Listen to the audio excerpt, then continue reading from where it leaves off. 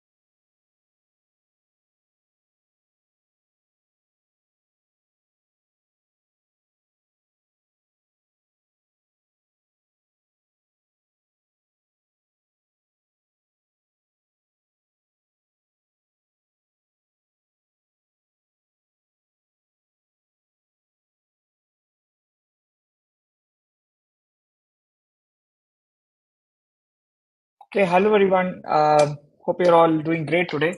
Uh, so whoever is joining today, please comment on from where you are joined. So I'm guessing that you guys have joined from different cities. So I myself is now currently presenting from Bangalore. So let you guys know where you are joined from. Put that in the comment section. So there are more than 30, 40 folks who are watching right now. So let us know.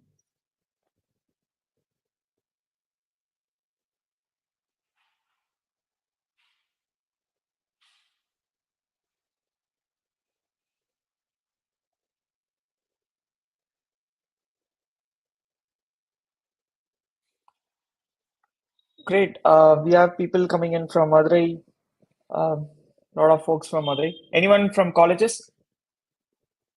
So I guess we have something called College Cloud folks. I'm pretty sure most of you folks here might have known it. So who are you? How many people are from college here? And our beloved Sankara Sabhavati is joining from Tenkasi. He's a wonderful member for a long time. Yeah. Hi everyone.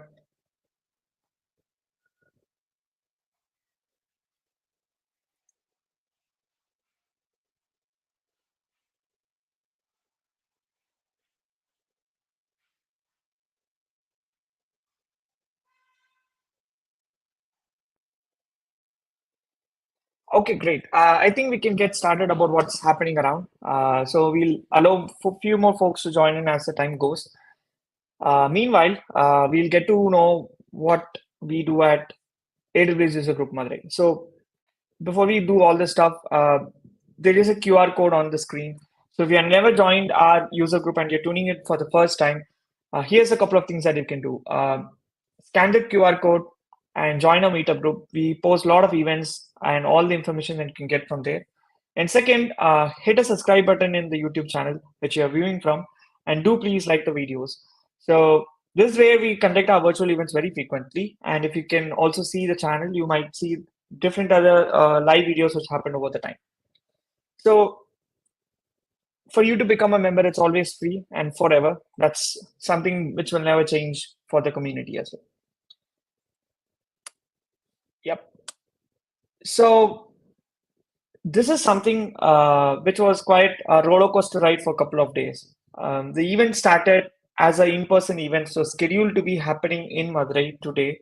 But we had a huge lot of responses coming from colleges asking that to be converted into a converted that into a virtual event so they can be part of it.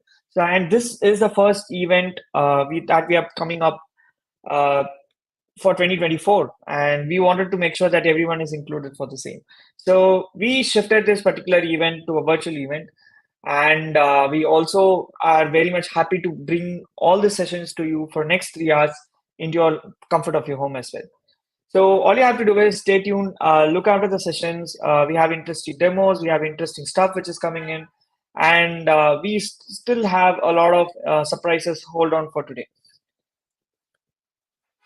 So before we go into the flashbacks of what was actually happening in AWS User Group Madurai in 2023, we'll do that. Before that, still, we are giving a little bit of more time for people to hop in. There are a lot of folks who are joining from the college, so I guess they are settling it down. That's an information I have. So let them take some little bit of time to settle down for this event, and we will still roll back to the first slide. So just 2 more minutes until everyone comes in, and meanwhile, any ideas what would be the surprises for today?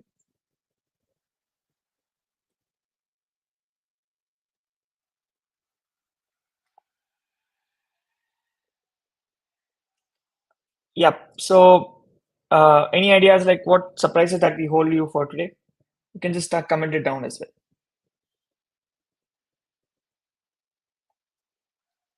Cool. So with things going on, we'll have a slight flashback about what was happening in 2023. So the whole agenda is that we have a meetup group which is happening, and we luckily, what I can actually say is February 3 is one of the important dates of User Group Madurai, where it was actually formed officially for the first time. Though we initiated and ran our first event in Feb 2022, Feb 22 in 2022, this was the first time where we actually initiated the whole group and the Slack channel and everything got formed. So yeah, we like Sankara said, we have quiz coming up and a lot of other folks as well. So what to make sure that this event is reaching a lot of people and let the world know that you're also part of this event, take a screenshot of the screen, whatever it likes comes up, and then make sure that you post it in your social handles tagging us. And we are at AWS UG MTU.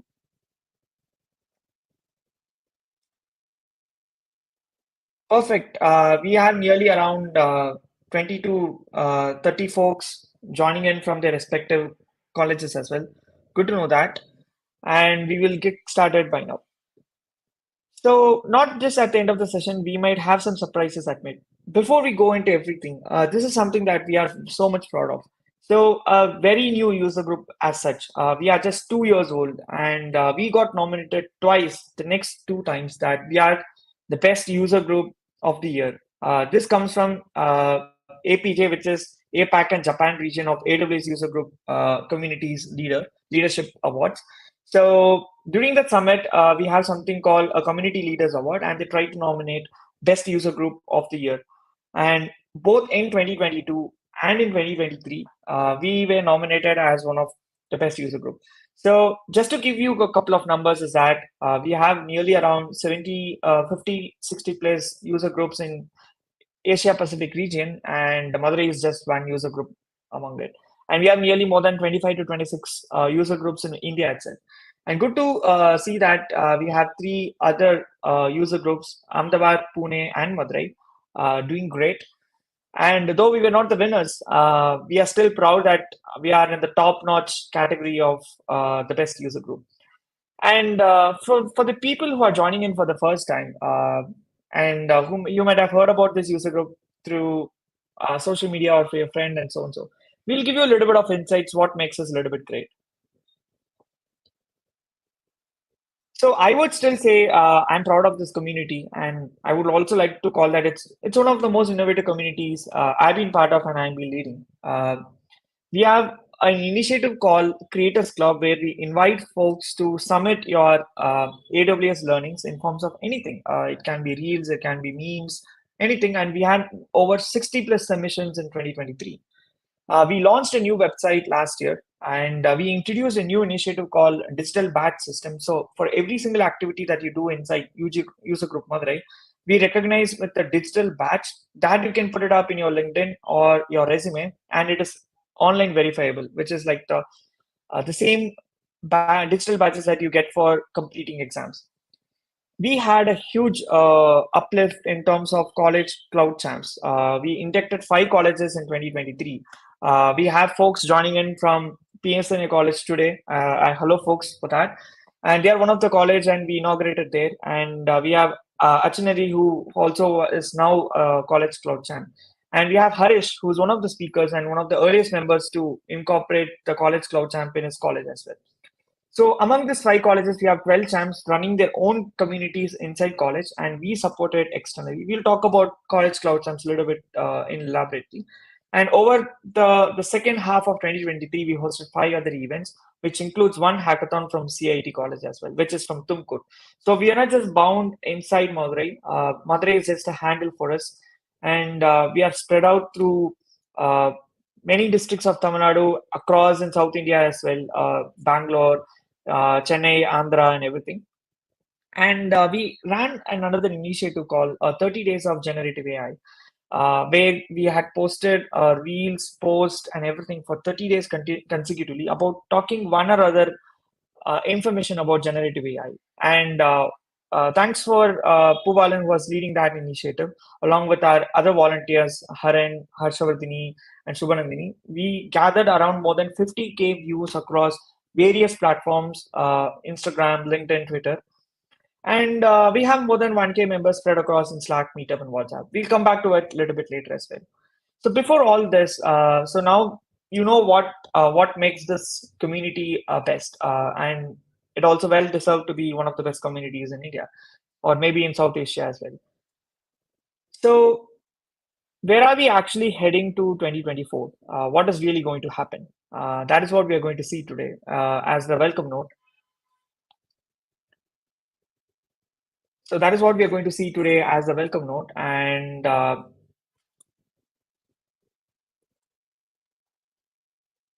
so first of all, the initiatives are as such. Welcome to be part of, I think I'll remove my cam so that the QR code is now visible. So, okay. So make sure that you scan this cohort. We have opened it for more than a month.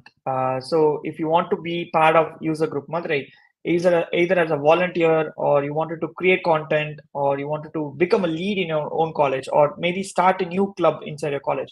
So how many college folks are available today? If you are, just comment down in the YouTube as well, chat. So if you are planning to host a session in your college, or you wanted to start your own community in a college, this is the right place to go for.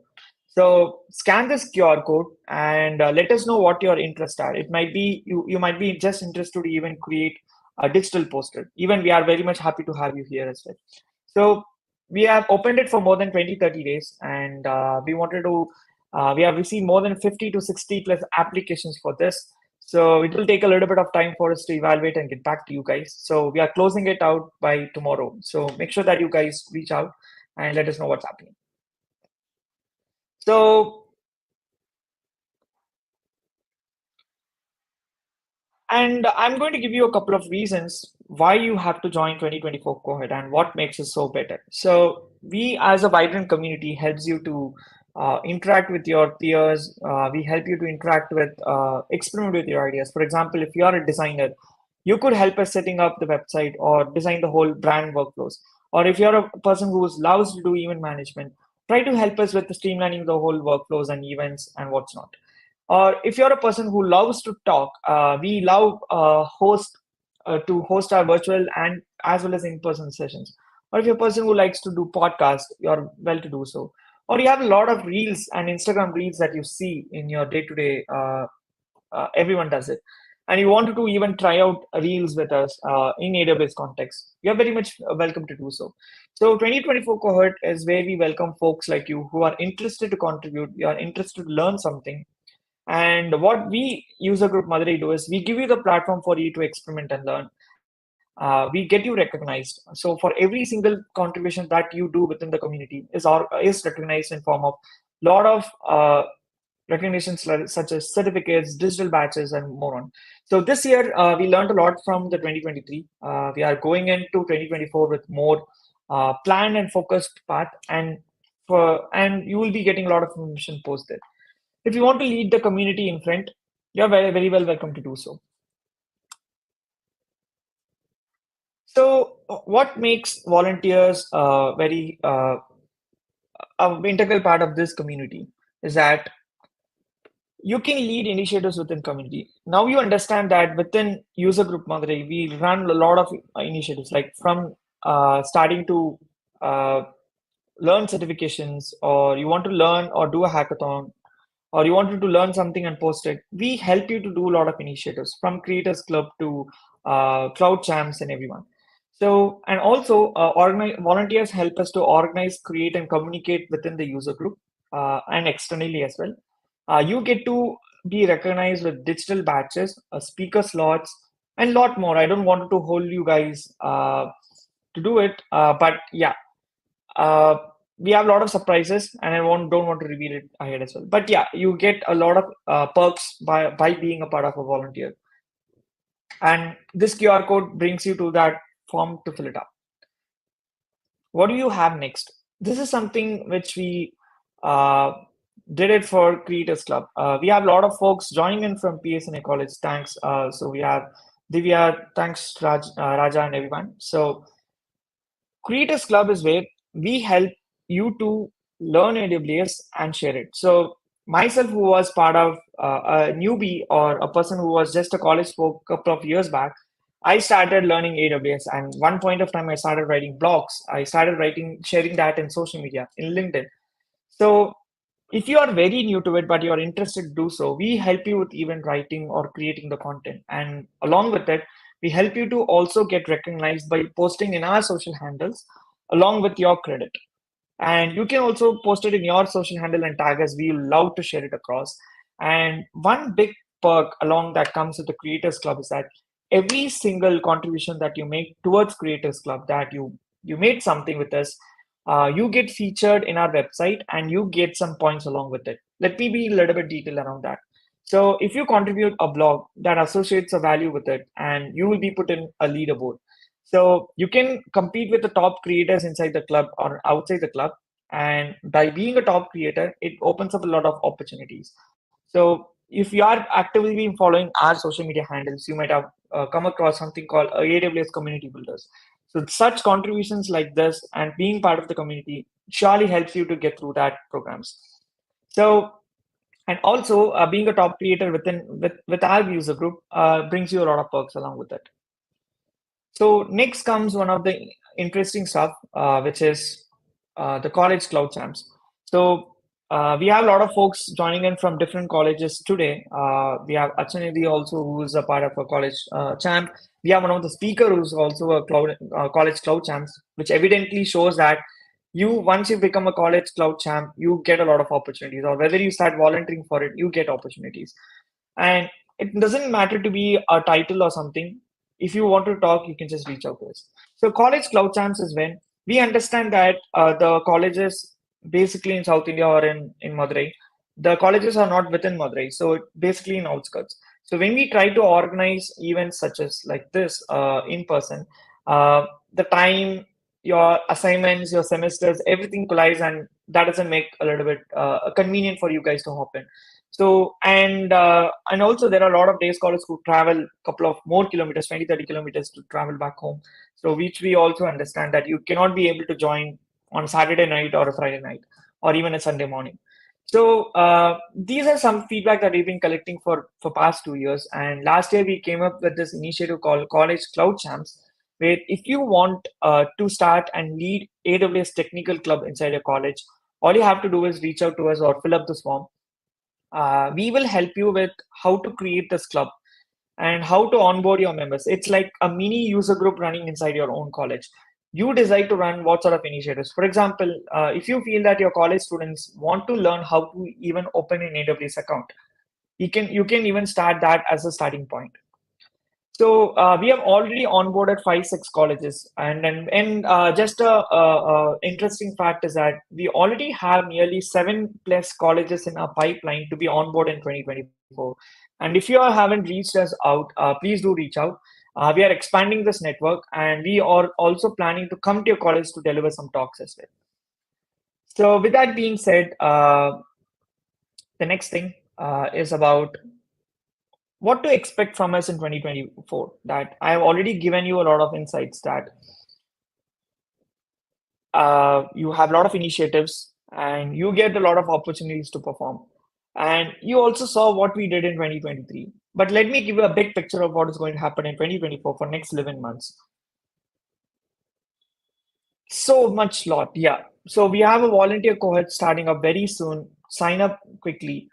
And we are building a brand new website where you'll be able to keep track of your recognitions and your activities and your contributions. We are onboarding a lot of content creators. So we are actually onboarding a lot of content creators. So if you are wanted to host a podcast, create reels, create memes, or create a social media post carousel, or write a blog, or you want to do technical talks like what is happening right now, whether it is a live or recorded, just come back to us and we will help you with the whole streamlining process. And a lot of people, especially from college, the one thing which I've been constantly hearing is that they have been preparing for cloud practitioner exam. So one of the first boot camps that we started with this user group, which became a big success, was a boot camp. So with more responses, we will try to understand what sort of certifications are you preparing, and we will try to group you with the like-minded people or people who are preparing for the same certification, so we can help each other to run to study, and eventually we want you to get certified, and we will help you with all the resources and training programs and everything. And rewards and recognition. So this is one thing which people expect from us. Of course, we'll shower you with a couple of swags from time to time. And the one more important thing is what you can put it and be proud of. One is your certificates, another is your digital badges. And we recognize in a lot of other ways. So be part of it and get recognized. And more college cloud channels. As I said, we have more than 7 colleges in pipeline to be onboarded in 2024. We'll soon announce you guys. And if you are also watching today as part of it, please stay tuned or reach out to me in DM if you need more information. We are in the process of setting up the whole onboarding forms. And over the past 2 years, we have tried and we have thought that virtual events work better. But we are slowly moving towards in-person meetups as well, or hybrid events, so that both people from online and offline can join and get benefited. So we are looking for sponsors who can sponsor us venues, or you can sponsor us food and refreshments for the event. And also, I would like at this moment, I like to take some time to congratulate and pay some gratitude to Startup TN Madurai, who was one of the first people to offer us venue to host our event, which was particularly today's event. And before we shifted to that to virtual. So please stay tuned. And if you want to host events in your college, and all you have to do is reach out. So we have a lot of things. One thing which I left out is referrals. So is I do refer people to join this community, and that comes along with it. So why wait? All you have to do is scan this particular, take a screenshot, scan it, whatsoever, and just join us or fill up this form. All you have to do is that one. So once you have done, this will help us to reach out to you for more information, and please be assured that this goes through a couple of criterias, right? We will be evaluating you on a couple of stuff. You can be complete newbie, but what we are expecting is the commitment and the community sense within you guys. So once we are happy with it, we'll be onboarding you. We'll be giving you a lot of handbooks, rules, as well as how to do's and what to do's. So everything is getting ready, and we will reach out to you by this next week. So without further ado, I'd like to set the agenda for next 1.5 hours, 2.5 hours, which is there will be 3 different speakers covering different scenarios or different topics, what really got announced in reInvent. How many of you here are aware of what is an AWS reInvent conference? Just you can comment it down. Even if you don't know what is it, you can comment that down as well. How many of you are aware of AWS reInvent conference? So has anyone viewed a keynote talk or something like that? You can let us know. So a reInvent from AWS is a conference which happens annually, and that is where most of the new announcements to the services, updates, everything comes into picture. And today, the whole agenda is to get to know what is happening new in AWS. So this reInvent recap is all about it.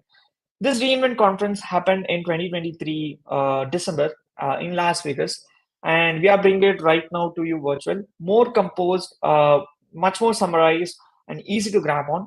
And this will give you more insight about your technical expertise as well, like whatever domain you are expert in or you want to learn about, you will get quick and crisp updates for that. So myself, Vivek, I'll be talking about Keynote Gen AI in AML, and we have Harish who will be talking about storage analytics and database. And we have Vijay Raghavan who's going to talk about dev tools and serverless. So we will start with a Vijay Raghavan session in short while. And I would like to introduce Vijay Raghavan to the podium here.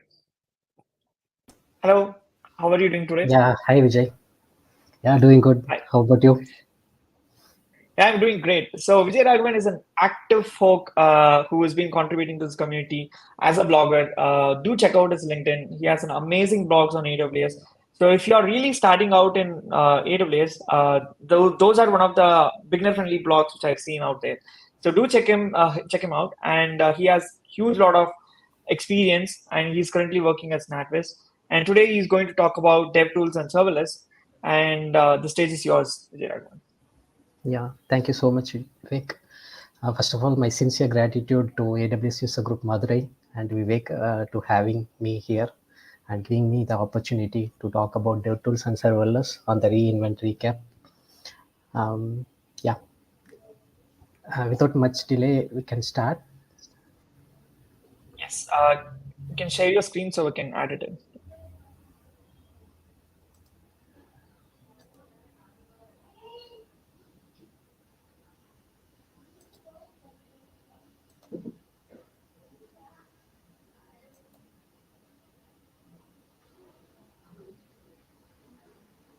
Are you able to see my screen?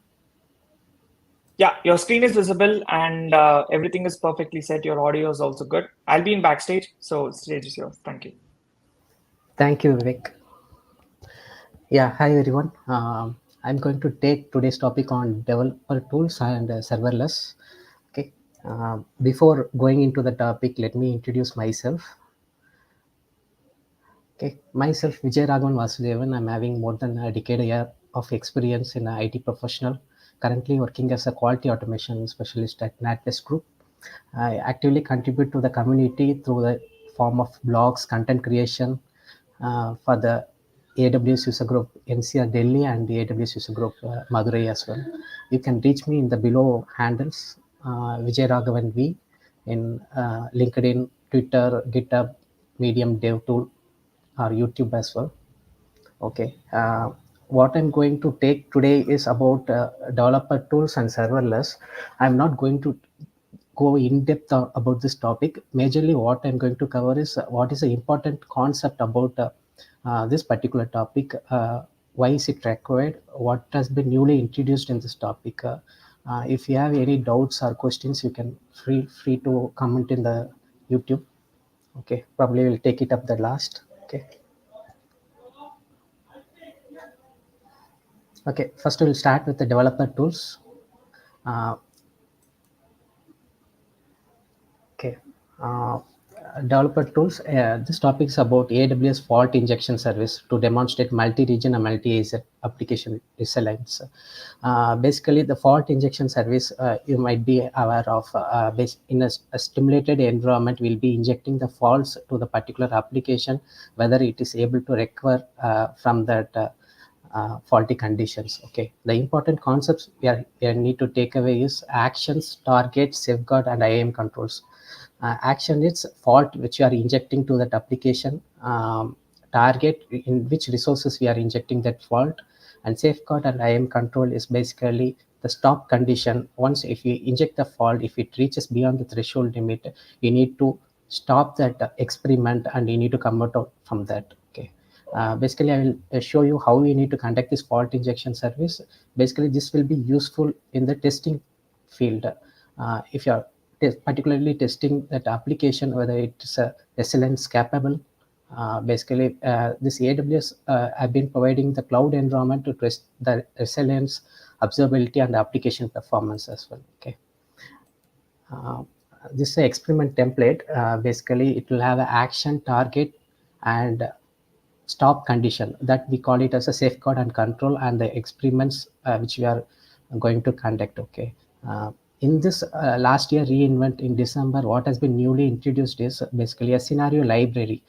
Scenario library in the sense they itself, they given the fault need to be introduced and in which resources they are going to introduce that. Basically, they will be giving an action and target. Basically, you need to use that scenario library into your application to run the experiment. Okay. Let Vivek, I'm going to stop and share the AWS console. um, Let me stop the screen.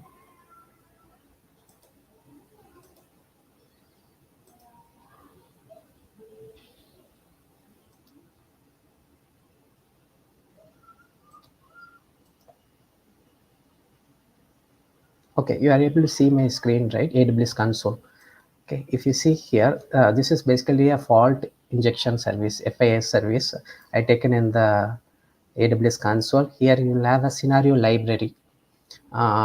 Basically, they have given the templates to conduct the experiments like AZ availability, power interruption, cross-region connectivity, etc. Basically, this AZ availability, power interruption, what will does, right? If you create a template with scenario, this is supported for single account as well as multiple accounts as well. Currently, we are going to see with the single account. This is action and target. If you want to pass that instant launches, what it action is, what is the fault we are injecting, target in which resources we are injecting. Okay, if you are going to pass the instant launches, what it will affect the resource, it will affect the IAM role.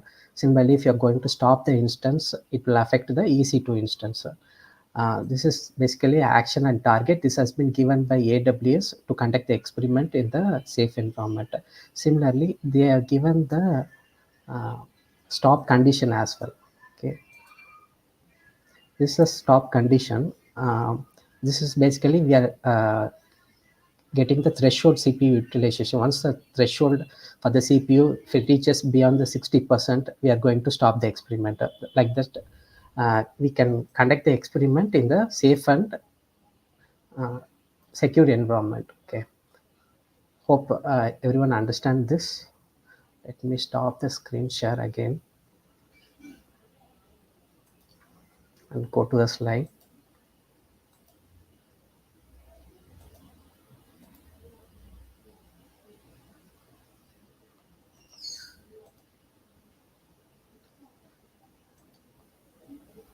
Okay, this is a scenario library which we have seen.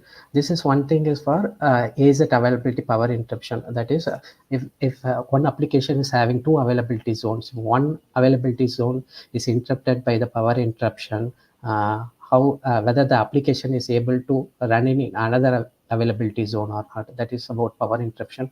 Cross-region connectivity in the sense, if one application is running in one region, example AWS. Mumbai region, and database and storage is running in another region, Hyderabad region. If the transit between the two regions, example like transit gateways or VPC peering is getting affected, whether your application able to withstand that condition or not. That is about cross-region connectivity. Okay, hope you have understood something about this fault injection service, what has been introduced here. Moving on to the next newly introduced is ID extension for application composer, enhances visual model application development with AI generated infrastructure as code. Basically, what has been newly introduced, important concept is in ID like Visual Studio Code, they have introduced the new library extension for application composer. You will be seeing that in Visual Studio Code, there is already AWS toolkit is available. If you have already had that AWS toolkit, you need to update to the latest version to use this feature. Okay. What they have introduced is you can before and all, for application composer, you need to go to the AWS console where you will be drag and drop the particular service to generate the infrastructure as a code. But you no need to go to the console itself. Everything you can see it in the uh, IDE itself, Visual Studio Code itself. Once you have generated the infrastructure as a code, you just need to sync that. It will automatically be reflected into the AWS console. Basically, it is to enhance your productivity. You no need to switch between the console and your IDE. Okay. What is required? Basically, you need to have a AWS toolkit is required. You need to be installed this toolkit. This is available only in the latest version. If you already have AWS toolkit installed in your IDE, you need to update that.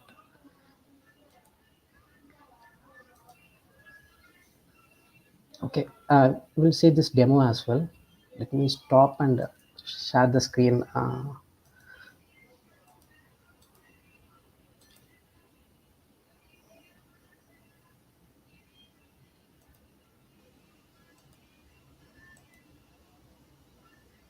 Hope everyone are able to see my ID extension.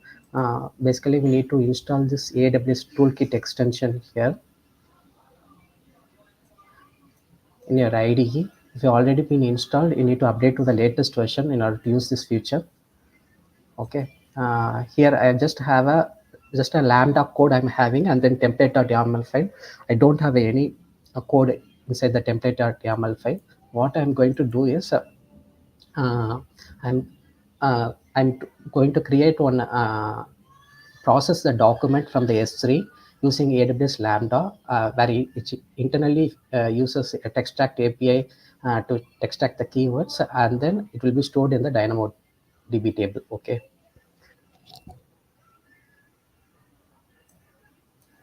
First, I will start with the S3 bucket.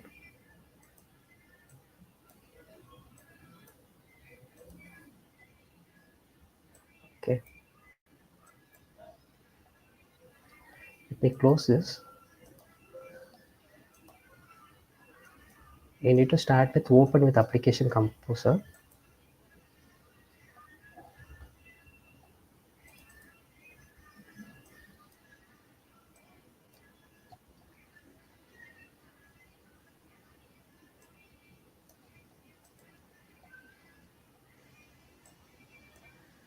Okay, once if you drag and drop the S3 bucket, this uh, it automatically generates the code. Basically, it internally uses a AI system to generate the code. Okay, and then I'm using the lambda to process the document. I'm just drag and drop the lambda function.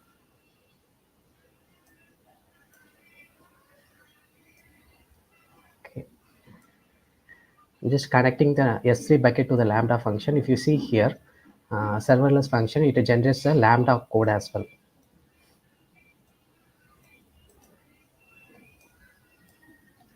Okay, and then I'm going to store that processed file in the DynamoDB.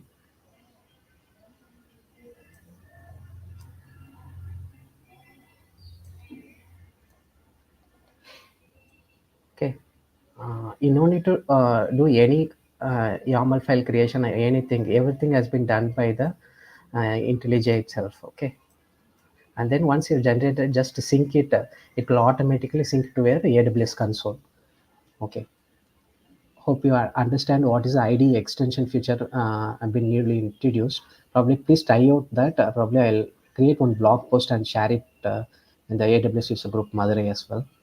Okay, I'm going to stop sharing, going to the PPT again.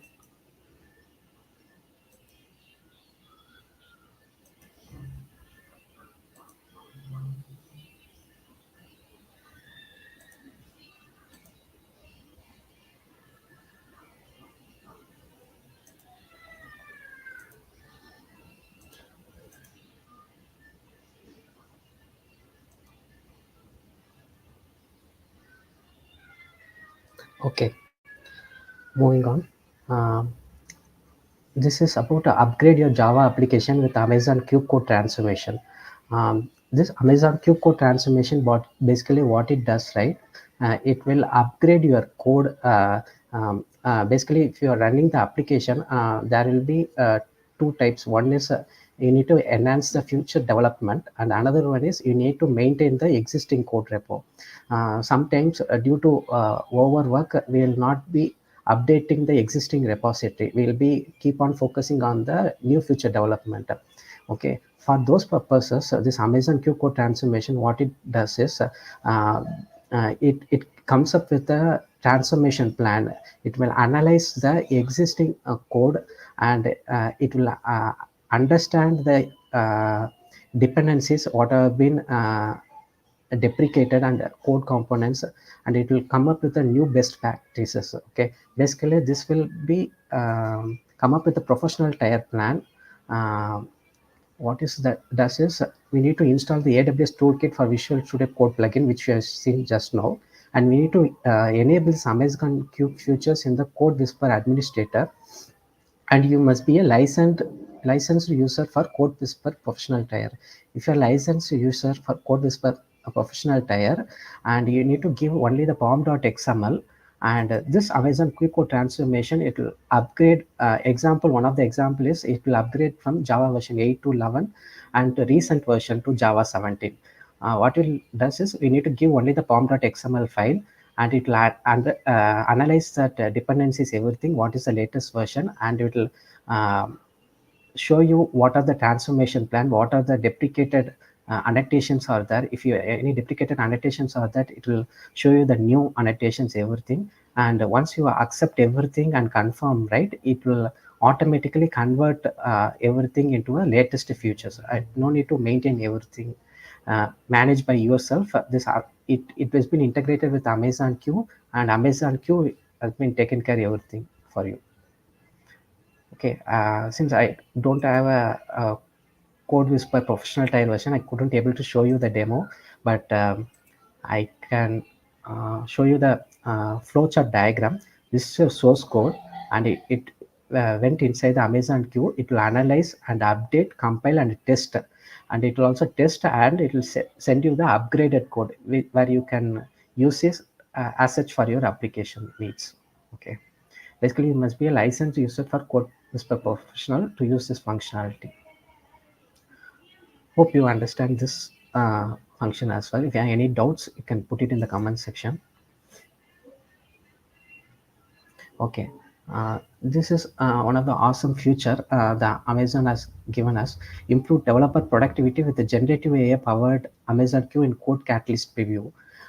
Basically, what it does is in Amazon Q, it will enhance the accelerate the uh, development, future development. Basically, if you have want to add any change in the API code, okay, basically you need to create an issue.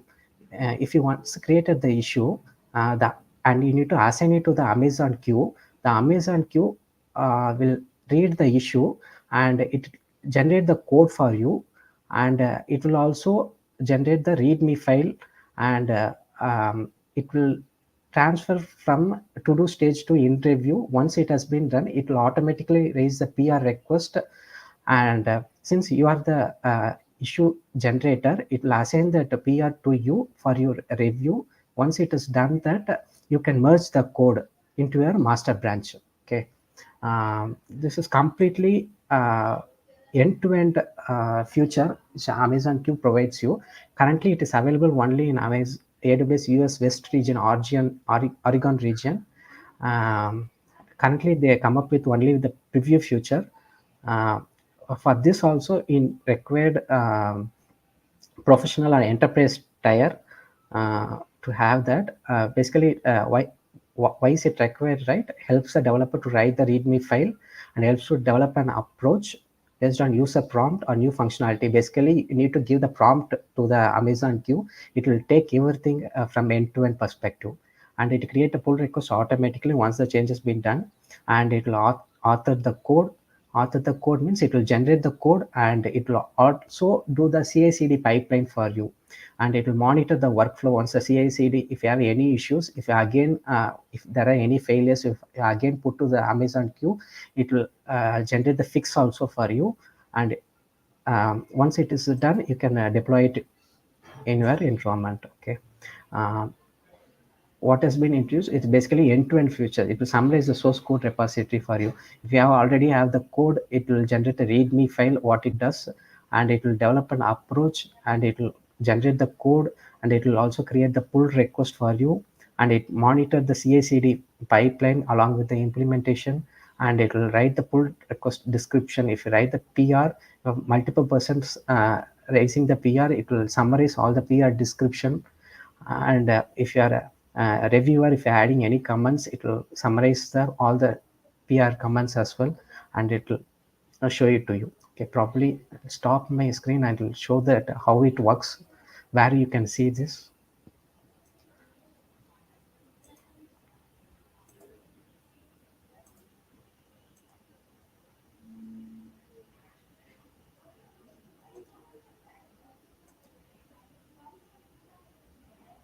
Okay, this is my code catalyst account. uh, um, 1 second, I'll take that another screen.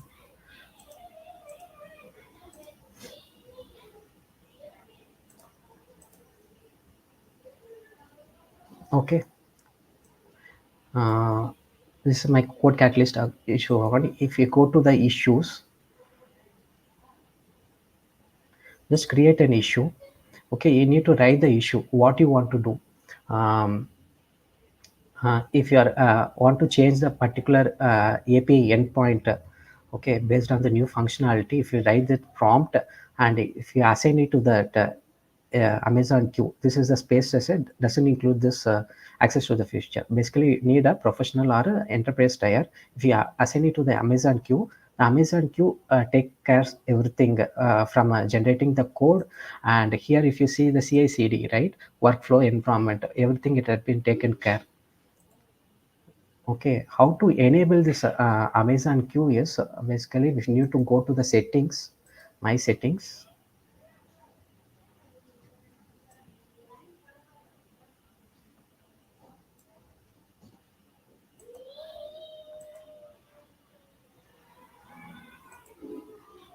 Okay, here generative AI.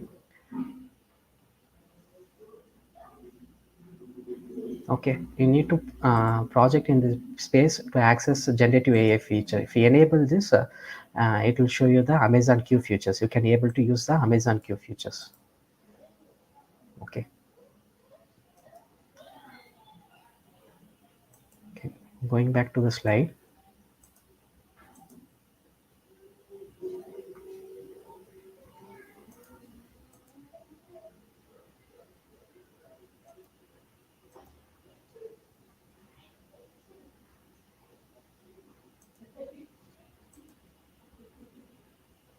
Okay, this is another features have been given by Amazon Code Catalyst. It is about custom blueprint. Basically, the Code Catalyst comes up with a custom blueprint. You no need to uh, do the any infrastructure setup or do the CI/CD pipeline setup, anything. Basically, you need to write only the code. Everything have been come up as a custom blueprint. In order to use this, you need to be in an enterprise tier. It will cost around $20 per user per month. For example, it will create the source code repository and issue management, CI/CD pipeline. Everything has been created by the blueprint itself. You need to use that blueprint to write the code. And that's it. Okay. Um, Enterprise new pricing that offer features like custom blueprint and project lifecycle management. Okay, and another amazing feature is if you are using that blueprint, if we are making any changes in the custom blueprint, that will be get reflected in all the projects where you are using that blueprint currently as a pull request update. Okay, and also as an administrator, you can easily view these changes from the central point where this blueprint is used across in your organization. If you want to do any update or changes for that particular blueprint, you can do it from the central place itself. Okay, I'll show you where this custom blueprint available.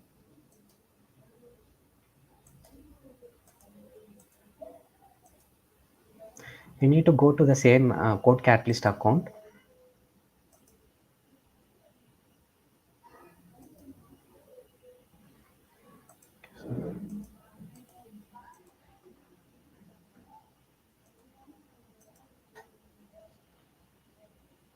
We go to projects.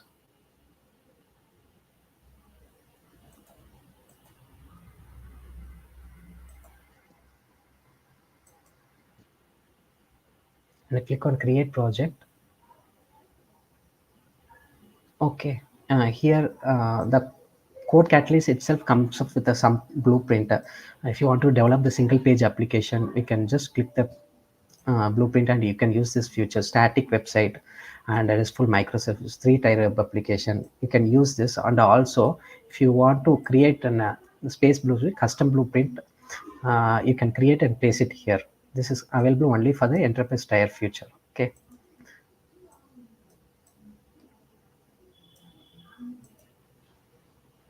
Okay, going to the deck again.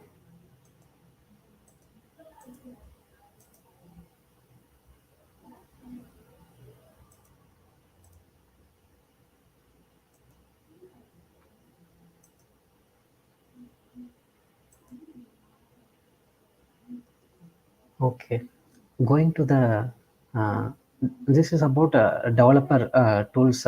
New features have been introduced in the reinvent. Now moving on to the serverless thing. Serverless, most of you know about the Amazon OpenSearch serverless engine. Basically used for the log for searching the log analytics and and log analytics, and for cloud analytics you will be using this Amazon OpenSearch serverless, which is a customized version of Elasticsearch service which is used by the AWS. Basically you don't need to have a separate database to maintain the vector search everything. Okay, now it have come up with the inbuilt vector engine search. Basically for ML and generative AI, you will be doing the search for the images and the dimensions, everything, right? Basically, it comes up with the inbuilt feature for vector engine. Uh, we will be seeing this with the help of a diagram, how it helps, right? Uh, First, we'll see the important concepts. You can store, update, and search billions of vector embeds with thousands of dimension milliseconds. Basically, before it comes up in the seconds only, now it comes up with the millisecond search. Basically, vector engine uses open search compute units. It will not use compute processing units. It will be using the open search compute units. Okay. Now it comes up the two OCUs, that is open search compute units. One is for indexing and other one is for search.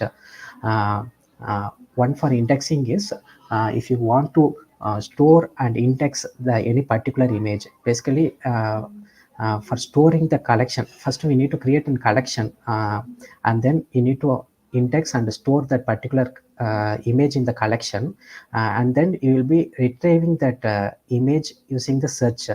The flow diagram is basically for indexing, right? You are having two availability zone. One is for indexing, another one is for search, and it will have a active and standby um, availability zones, and it will do the vector indexing, and it will be stored in the Amazon S3 bucket where it have a 11 nines durability.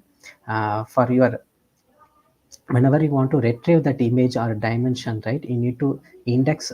Based on the indexing, you will be retrieving that particular image and you can use it in your search, right? This is about basically what they introduced. You no need to go to the separate database for storing the vector thing. It will have an inbuilt vector engine feature in your open search serverless itself. Okay. Okay, the next topic is about AWS Lambda function or scales 12 times faster. Um, Basically, for lambda functions, right? For concurrency, in order to reach the concurrency limit, it will take for each minute, that means 60 seconds, it will take a maximum of 500 to 3000 concurrency limit.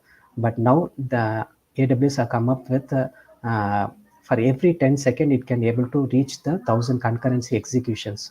That means it scale up to 12 times faster.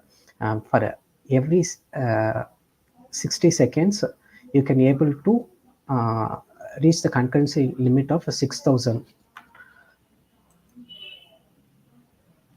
Okay, that's what I mentioned here. It'll basically it'll have 500 to 300 concurrent execution in every first minute, followed by 500 concurrent execution for every minute. Now, AWS come up with for every 10 second it can scale up to 1000 concurrent executions.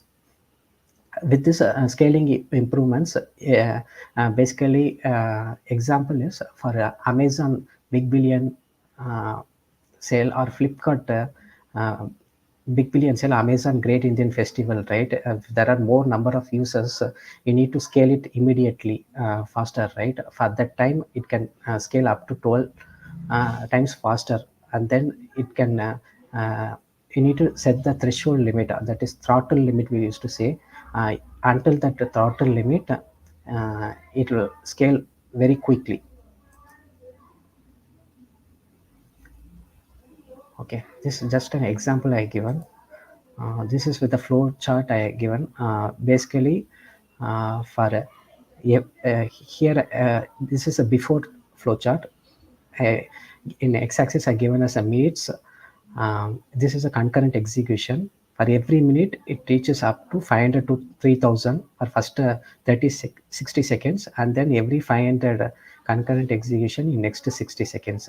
But now what they have done is, for every 10 seconds it can reach up to 1000 concurrent execution. And if you have reached the 60 seconds, means it will have a 6,000 concurrent executions can be done. Now it has been enhanced to all AWS regions except China and GOV cloud regions. Okay, let me take another 5 minutes for any Q&A session. Um,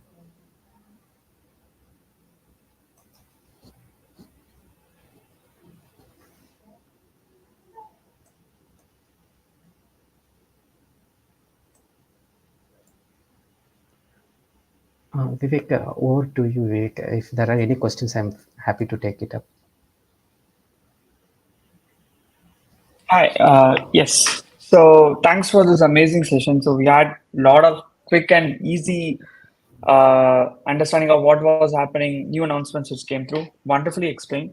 So you can be available in the chat if any questions come up. You can. There is one more question. I think we can start taking it. So it's from Myth. So how to integrate from VCS to AWS console? I would like to take this question, or do you like to take it offline? Yeah, we can basically we need to give that we need to connect the AWS account into the Visual Studio Code. VCS means that I understand that is a Visual Studio Code. uh, we need to integrate the AWS account. Let me show my screen and bring to you.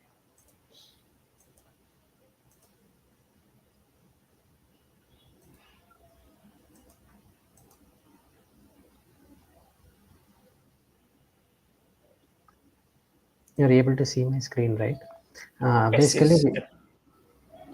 okay, we need to integrate first, before connecting to the AWS region. We need to integrate this into our AWS account. Here, since I already been connected, it is not asking, right? If you are new, right, it will ask you to integrate your AWS account. Basically what you need to give your it will generate the some IDs. Okay, basically we need to confirm that IDs. Only if you trusted domain connection, then it will easily integrate everything. That's how it works. Basically, we need to integrate your AWS account with this Visual Studio Code. Then only it can easily sync whatever the changes you are making. If you just sync, it will sync it to your console region. Perfect. Yes. So I think that explains the answer. Thanks for the question. And thank you so much, Jairam, for the wonderful session. And we'd like to have you back in next event as well. So we'll Thank move on to the next part of the agenda. Thank you. So, guys, thanks for being active for more than 1.5 hours. We have few things to come up, so take a little bit of break. Meanwhile, what you can actually do is uh, we have something called a social media contest which is going around, which is not explicitly mentioned out anywhere. But if you are part of the session, do take a screenshot of this events which is happening. Any particular information that you felt very useful, try to screenshot and upload that in your social handles. So don't forget to tag us. It is AWS UG MDU, and you can tag the speakers as well. So once it is up and stuff, we'll try to notice and we'll reach out to you in DMs once you have more updates around that. So take a 1 or 2 minute break. I know that it might have taken a little bit of tiredness to listen through these sessions. So we have two more sessions coming up and a lot of other quiz and stuff coming up as well. So stay tuned. And we are going live with the second session, which will be from myself. So let me share my screen. So before going into that, what is some interesting stuff that you heard about generative AI? What is generative AI? So if you could explain me in one word or one line, what would it be? So you can put that in chat. So what sort of generative tool AI tools that you use daily? I think that there are few popular tools which is available in the market. Do put it down in your chat section. So one thing which I popularly use is for images and even for text generation. You obviously know it. So what are the stuff that you generative AI tools that you use on daily basis? Don't feel shy to put it down. Okay, we have ChatGPT stuff, and I think is that the only generative AI related apps that you use on daily basis, or have you heard of any more than that? Any more than just Stable Diffusion? Yeah, Stable Diffusion is a company and a model as well. What does Stable Diffusion do? Anyone? So the next session, probably it won't be a longer session. It'll be just a short 20-25 minute session. So we are only going to see about the interesting updates and the announcements which came out in the generative AI and AIML part. So people are DALI, S, Gemini, correct? More than that, have you heard about something called where there was one more mention of a generative AI tool in the previous session, like where it helps you to generate code? What was it? Quick, the first answer for that fetches you another $25. What is the AWS service or a tool which helps you to generate code in your IDE? First person who gets it right gets a $25. No, that's not black box. Quick, we are only accepting answers through chat. And the question is, what AWS service or tool helps you to generate code in your IDE? Toolkit is an extension. It's not. So I think we got the first answer, Sabeshwar. So do reach out to us in our handle, and we will get you a $25 AWS credit. Copilot is a GitHub's equivalent tool. Good. Yeah. Party Rock is not a code generation tool. It helps you to generate AI applications. So for the people who are not aware of it today, yeah, I'm going to show you something very cool that without coding or even without that much of coding expertise, you can also generate generative AI applications. So we'll see a few concepts around it, and we can get started. So with that being said, let's move through the sessions. Little about me. I'll remove this comment. A little about me, what I do. So I'm a VP of product at Nextem, and Nextem is a your story top tech 30 startup winner as well. So I'm an AWS machine learning hero. So you might have heard about a lot of community programs that happen in AWS. For example, cloud clubs for especially for cloud communities.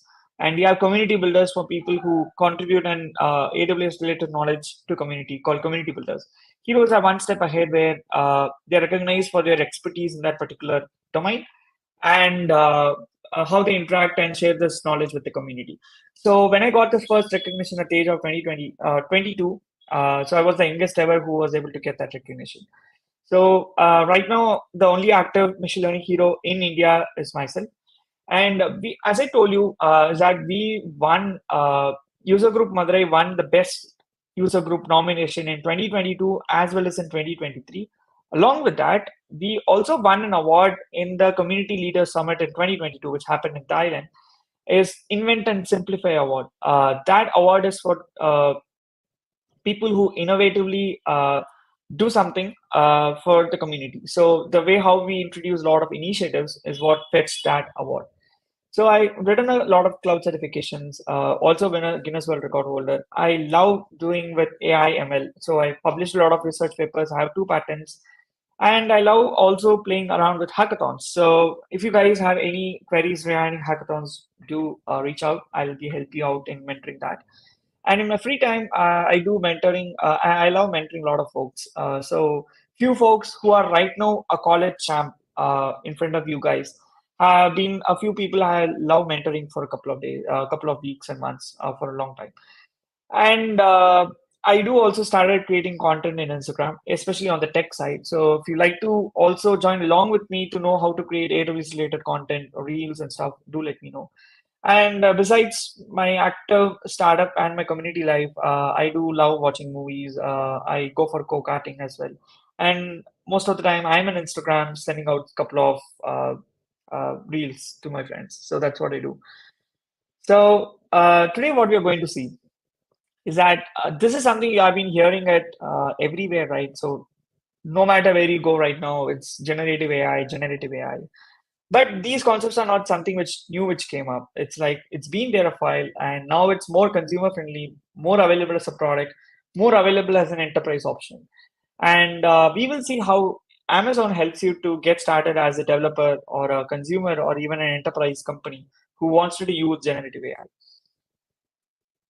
So to know what is the generative AI stack that is available in AWS, we have applications that use foundation models. The foundation models are the ones which are able to generate context, whether it be text to text or text to image or whatsoever.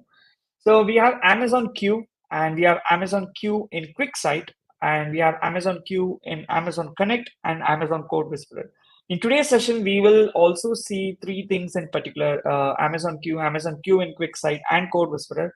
I'll show you a Party Rock application live demo. And there is a new interesting hackathon which is coming around Party Rock very soon. And stay tuned for updates. It's already launched, and for more information, I'll pass down as a link. And if you want to build with your own foundation models or large language models, the service which helps you to build that is Amazon Bedrock. So it has its own guardrails, it has its own agents. So agents are where you can build applications on top of it. And it has a lot of customization capabilities. The infrastructure which helps you to train this foundation models. You know that foundation and large language models are huge, very huge, and trained upon huge stuff. So you want to fine tune it or retrain for inference. Amazon gives you a lot of options where it has GPU, Trainium, Inferentia processors for you to train an inference, and SageMaker, a studio which helps you to have the console, and a lot of other managed services like EC2 capacity blocks and so on as well. So this is how you can also train your foundation models for an enterprise or for your own use case. So what is Amazon Bedrock? Amazon Bedrock, I'll start with little bit around what is foundation models, what is Amazon Bedrock. Then we will slowly move into lot of demos. Like there are cool demos which comes in at towards the end of the session. So we'll start with Bedrock. So Bedrock is a place as a service from Amazon which helps you to build and scale AI, generative AI applications. So basically, those generative AI applications use foundation models and large language models beneath it. And the best part is that few people here told about the models, right? Like the Stable Diffusion, DALI, and so on. So these are available in Amazon from the respective creators. For example, Stability.ai or Coherence, or even from Amazon. Amazon even has its own foundation model. So all you have, it provides you the platform for you to pick up these foundation models and deploy it or train it, fine tune it, or train it in your knowledge base, or set up guardrails to make sure that the large language models do not hallucinate besides your knowledge base. So you can set all this up, and Amazon Bedrock gives this opportunity to you to do that. So, as I said, there are a lot of providers for it. So we have AI 21 Labs. It has a Jurassic model. We have Anthropic. We have Coherence. We have Meta Llama 2 as well. People who were talking about stable diffusion. Yep, stability.ai gave stable diffusion. You have a lot of versions of it which you can use to create high quality images and art. And Amazon itself has an Amazon Titan, which is based on your text summarization, Q&A, and everything. One thing which I love about having I love about having Amazon's foundation models is that it works very seamlessly with your Amazon related knowledge base. For example, what would be your first option if you wanted to know something, a doubt, or even where you would like to refer for Amazon related queries? Yeah, obviously it's documentation and your normal text generation applications that you all use on a daily basis. That is not trained up to the level, or maybe it's not trained beyond 2022 or something. But if you want up-to-date solutions and tips right from your Amazon itself, you can look into a new service called Amazon Q, which is being said by one of our attendees. Yep, we will come to Amazon Q very shortly, and this is where this points all come down together for that. Thanks for bringing it up, and we have Amazon Title, which is Titan's foundation models, which helps you with Titan text embeddings. So it translates the text into numerical representation. That's your embedding. And text light is for your summarization, copywriting, fine tuning. For example, if you tell me, write me 10 ideas how to launch my product. So something like that. Text Express is like open-ended text generation, conversational chat, and even it has a RAG support. For people who are new to generative AI, do check out what is a RAG. And we have search recommendation personalization. It's multimodal embeddings. That is, it takes a lot of results and consolidates it and gives that as well. An image generator, which is the pretty cool one, which is it helps you to generate realistic studio quality images. Image generators in preview, but the others are new as well. And what are the capabilities of customization? So it helps you with fine-tuning coherent models, which is a command light, Meta's Llama 2, Amazon Text Light, and Express. And it also helps you to fine-tune Anthropic. Very soon it's coming up. And continued pre-training for Amazon Titan and Text Light is also available in preview.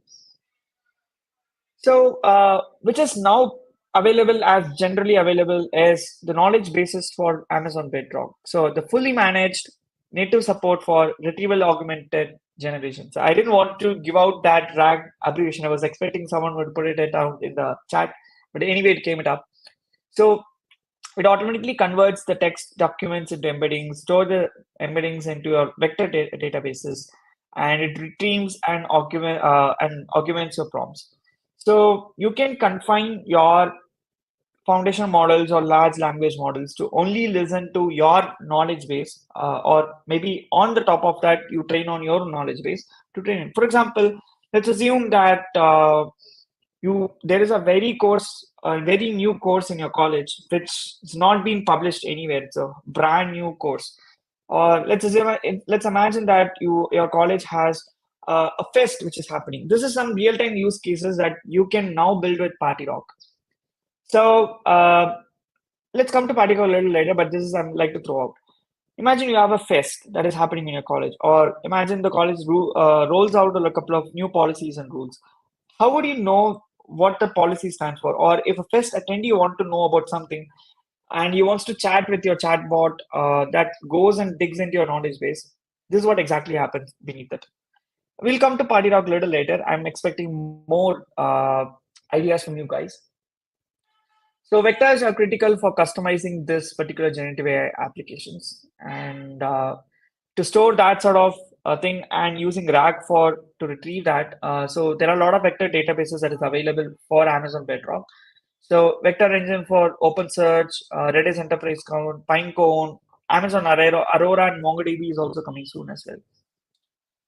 So what are agents? So for anyone who can guess what are agents for Amazon Bedrock? So you guys are aware of Party Rock, right? But how is Party Rock even built? Or you wanted to create your own version of Party Rock, is that to create your own use case based on your Amazon Bedrock or a generative AI app. Now it all takes is a couple of new clicks or a couple of clicks. So it breaks down the whole task and architects and orchestrates the whole tasks and execute the API calls on your behalf, and it creates an application for you. So that is super cool, right? If you wanted to create your own applications. And the best part is it's always secure and safe. So how you resolve tasks with Amazon Bedrock? So when you give a request to Amazon Bedrock agent, it creates a plan, which we call it. What is a plan is that it generates a sequence of steps, what it needs to do, what information it needs to do that perform task, and it will itself will make the API calls to get that information and complete those steps. And the one this plan is like these are the plans. So once the plan is ready, it executes the plan, gets it done, and your task is completed. So you can also do model evaluations on Amazon Bedrock, and all your CDK constructs for generative AI is available for is that you can just go check it out this GitHub and Amazon SageMaker Studio. So how many of you here heard about Amazon SageMaker? What does it do? Yeah, Amazon SageMaker is your fully managed machine learning service in Amazon in AWS, and it helps you to bring data in, train machine learning models, and so on. And now we have a code editor generally available inside Amazon SageMaker Studio, which is like it's entirely based on code OSs. And you can code without even opening your IDE in your local system. You can just open your code, share it, and work on that. So now let's imagine that you have a you want to create a generative AI app for your own use case. What would that be? Put that in comment section. Like if you want to create your own generative AI app, like you want the ChatGPT or Code Whisperer to do very particular task for you based on this concept, what would that be? What if I say, like, you guys can still comment down. So you guys know Party Rock, and I guess you might have played along with it. So what sort of use case that you can actually do it with Party Rock? What sort of use cases that you can come up with? One such idea which I gave is that you can create a knowledge base for your college fest attendees where they can interact and get to know about those rules, events, or maybe if it's a pricing, everything. So what if I tell you that there is a generative AI app and you don't have to code and it's completely free of cost and you can publish your apps for public, right? You can go ahead and publish it for public use. So that is called Party Rock. So Party Rock is an app that you can build on this. You can put a prompt for your generative AI app and it generates. So, yeah, welcome Bhavesh to this session. So, Bhavesh is one of the community members from Ahmedabad group. So, happy to have you here. Yeah, one such idea is that once you have a data and steroid, get analytics for data on steroid. But the other app is get analytics for IoT data. Yep, that are cool apps that you can generate. This is what exactly that you want to solve. So, what are the other stuff that you can bring it in? So, do let us know. And Raja has created uh, an application for suggesting dress color code. Oh, that's pretty cool. So the folks who spend a lot of time to in their wardrobe to know what dress color code they have to come up with, I think Raja has created that application. So Raja, if you, I think you should submit this application for the hackathon, or maybe work more on that as well. Then this whole Party Rock is now based on this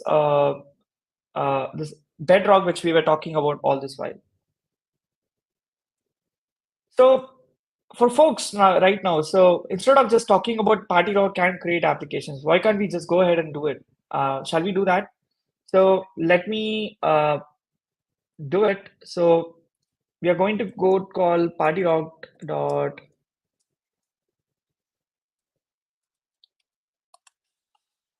So this is screen. It's called partyrock.aws. So the folks who are not aware of this, just go to this particular URL. Okay, I should give it as a URL. Let me do it. Okay, you can just click on this URL and we'll get you to partyrock.aws. So let's log in. I think, okay, I'll show you what applications which I created. Okay. So what application I created is that this is something which this is an application which I wanted to actually create. I wanted an application which will give you some advice on how to build an AI ML solution in AWS. Sounds interesting, right? For example, if you are a student and you really wanted to use AI ML for your use case in AWS, but you don't know how to get started, I think this is the first place that you have to come in. So you can try out my. This is public. I published it as well. You can try this particular thing out. It's an AI ML solution advisor. What it does is that you enter a particular ML use case, and it will give you two things: that how is an ML solution is built, and what are the steps to implement it. So one such prompt is that I wanted to develop using.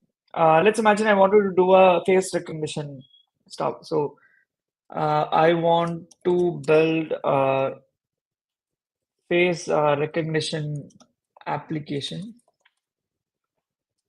using AWS. Obviously, it takes from AWS, don't worry.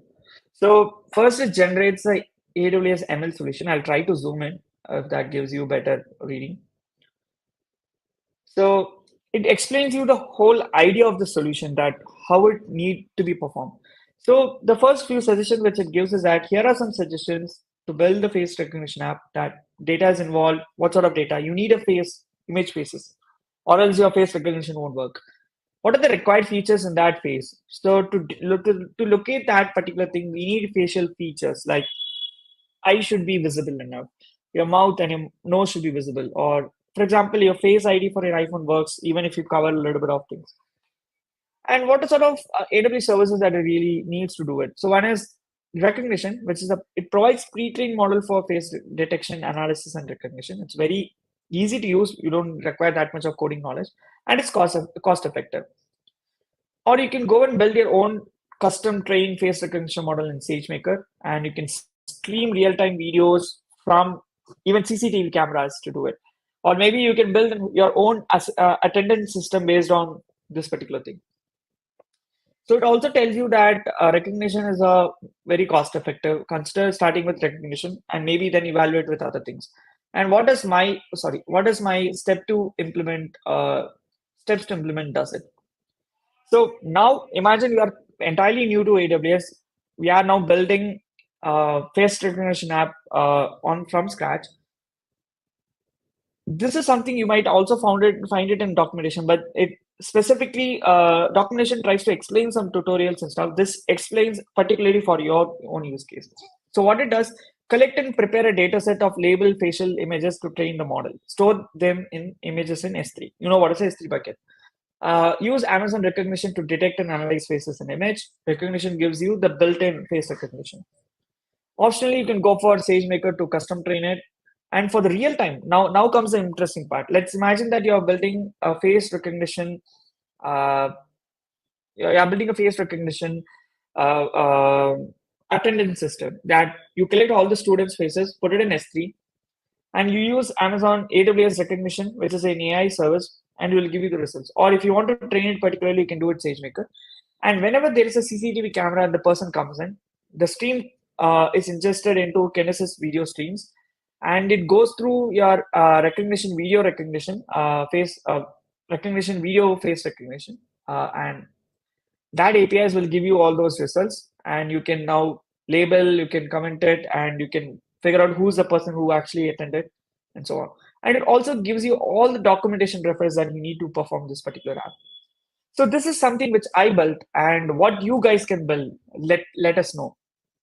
So the hackathon is now happening. Sorry, the hackathon is now live.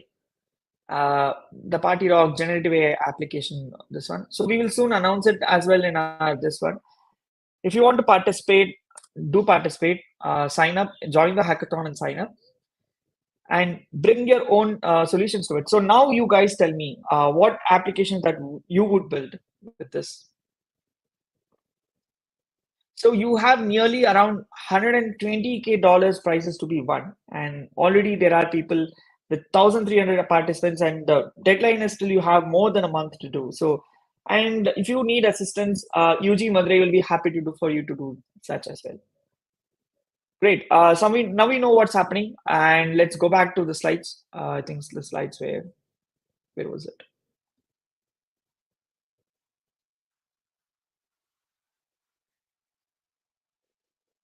Okay.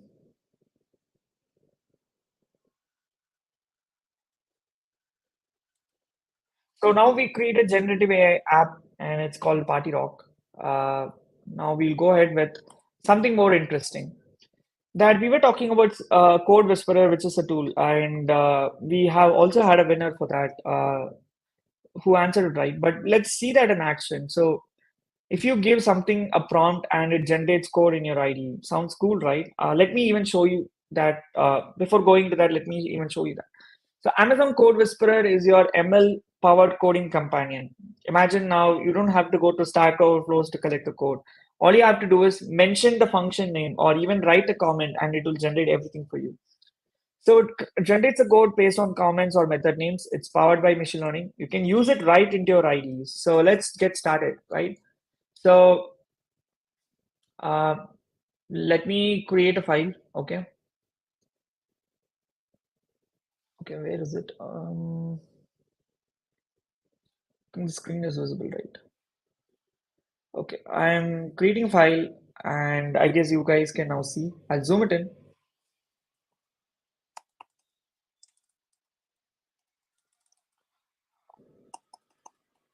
Okay, I think now it's pretty much visible, right? So what do you guys wanted to code today? Let's take a simple example that what if I wanted to collect images from S3 bucket? So um, read the contents of S3 bucket. And before all this to work, as Vijay Raghavan explained in the previous session promptly, how to connect your Code Whisperer and your AWS toolkit, we can do that. So now we can see the Code Whisperer is actually working and it is generating the code for me, right? Yeah, I'm accepting tab. Yeah, this is what I want. S3 is equal to source. Yes, this is for all the buckets in S3, what it is still showing. Will that generate the code? Imagine this whole code is now coming up. I really don't want to even know all the particulars. It will generate the entire code. This will read me the whole S3 thing. And all I have to do is pass the relevant key and stuff. Pretty cool, right? Let's try it one more time. Let's try it by giving it a method name. Okay.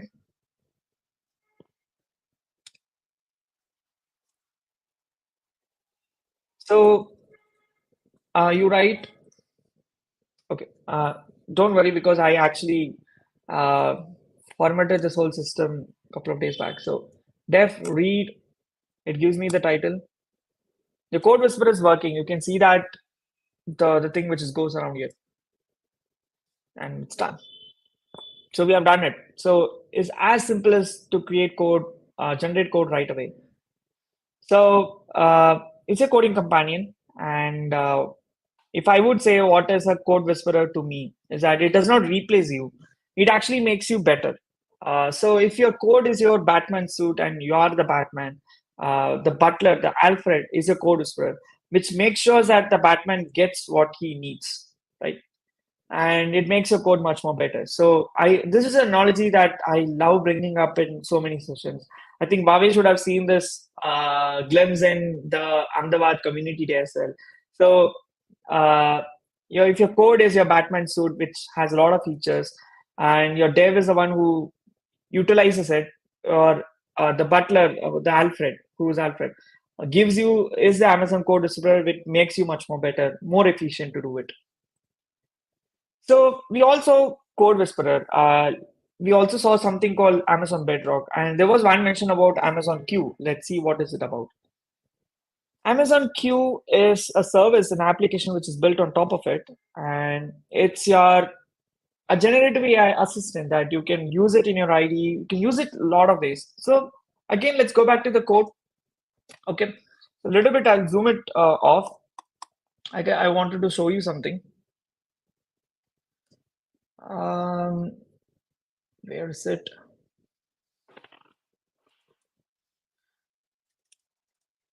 Is there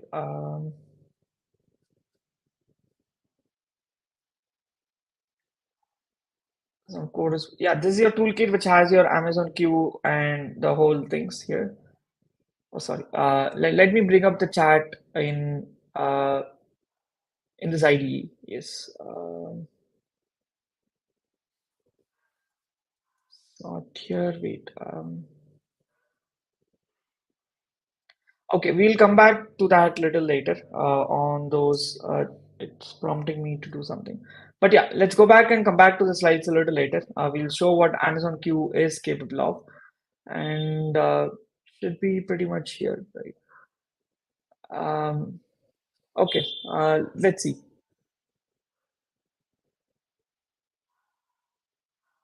Okay, and yeah, here it is. So now imagine that I'll bring my chat to this side so you can guys can see what I'm coding. Okay. So, oh, sorry. I'm bringing the chat over here. So imagine that I'm going and asking Amazon Q what to do stuff. So Amazon Q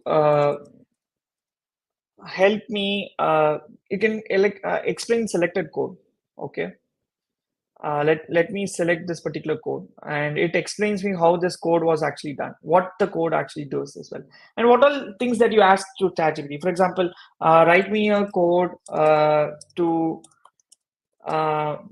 okay, write me a lambda function in Python to write contents to S3. Simple, like I'm just putting it out, whatever, and it generates your answer. Let's see what it comes up. It gives you the whole code here as well. So it is integrated with Code Whisperer. You can copy paste this handler into your Lambda and it works. Pretty much cool, right? So, and it also comes up with a couple of questions like how does it work? And I can say, and it says how this does it work with permissions. So what you have to do is that while connecting a data source to Amazon QuickSight, your IAM and everything. So it gives you the relevant information. Let me put one more thing. What are the best practices to deploy a model in Amazon SageMaker? Let's see what it comes up with. So because this particular tools are very much trained in AWS, it gives you better insights. So use the model registry to version your models, track it for production deployments, use SageMaker endpoints, and for specify your appropriate instant times to make sure that your cost is also done, auto scaling. So pretty cool, right? So I don't really now need to go and search my documentation or even a Stack Overflow. Everything is within my IDE, which improves my developer productivity. So coming back to this is what really explains here. So it's not just your dev assistant, and also for people, it helps you with your best practices as we saw, right? And not more than that, if you're a business person, it also helps you with your business by integrating with QuickSight, that you can go and integrate with QuickSight here and just type what your graph have to show and it will build the graphs and test for you. So Amazon Q is built on 17 years of AWS knowledge, the documentation and everything, and assist you where you work in your console ID and documentation. So I think pretty much we saw it. So generative AI is not to take over your jobs, but to supercharge your productivity. So thank you for this session, and take some time, take whatever you felt good from this session and previous session. And one more interesting session is coming from our college champ as well. Feel free to take a screenshot, post it, and thanks for the PSNA college who arranged a special session in your auditorium. More than around 40-50 folks here joined virtually from there. So thanks everyone, and coming back to the next session, let's make sure that you are listening to this session as well, because the quiz is based on it, and already we have one credit winner is there, and you will have a chance to win credits in the next quiz session as well. So I like to bring the next speaker onto the stage, who is a vibrant AWS College Cloud champ, and he's been part of the community for a while.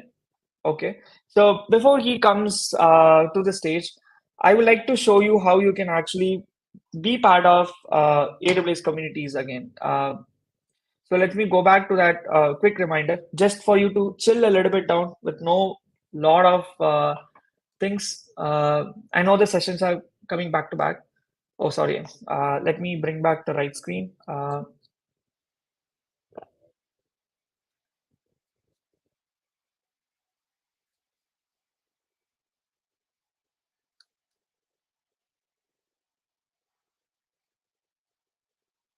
Yeah. So you know how to become a member.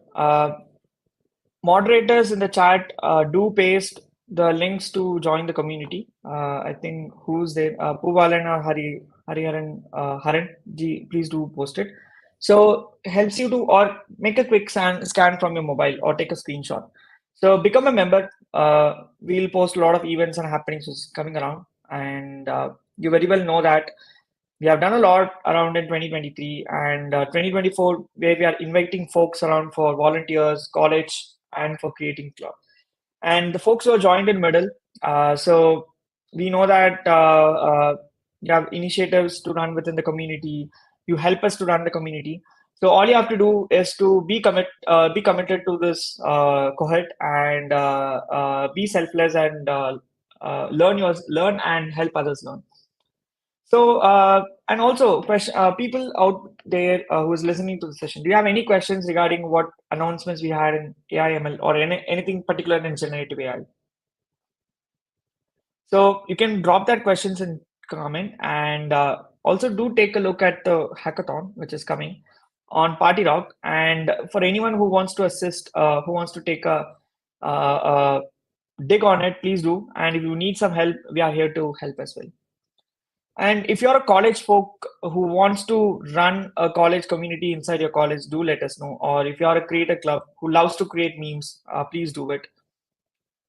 And stay tuned, guys. We have a quiz coming up after this session, and you have a chance to win AWS credits around there, and something more than that as well. So we have volunteer cohorts, WhatsApp. So what is your favorite form of communicating with your folks? How would you like to learn more stuff from AWS UG Madurai? Would you like to hear it from WhatsApp, Slack, or Discord channels? Okay, I think people are mostly in WhatsApp right now. Uh, and also we have a lot of recognition which is coming in. Uh, we have digital badges, we have certificates, and more than that as well. So we need more content creators who can help us with creating content for AWS User Group Madurai. It can be a learning about S3 bucket, or whatever you learned today, you can also put that back. So yes, and we are now in right time to introduce the next person. So before all we do this, do make a scan and apply for the same. And we have the last and final speaker of today's session before we head out to quiz is Harish. Harish is a final year student, just like you guys.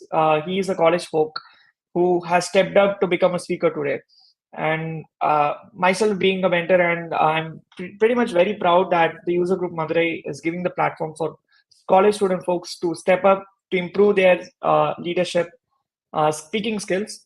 So he's a college student, and he's also our AWS user group college cloud champ. He's heading the college cloud champ in his college, and he is also developer intern at NIC in Madurai.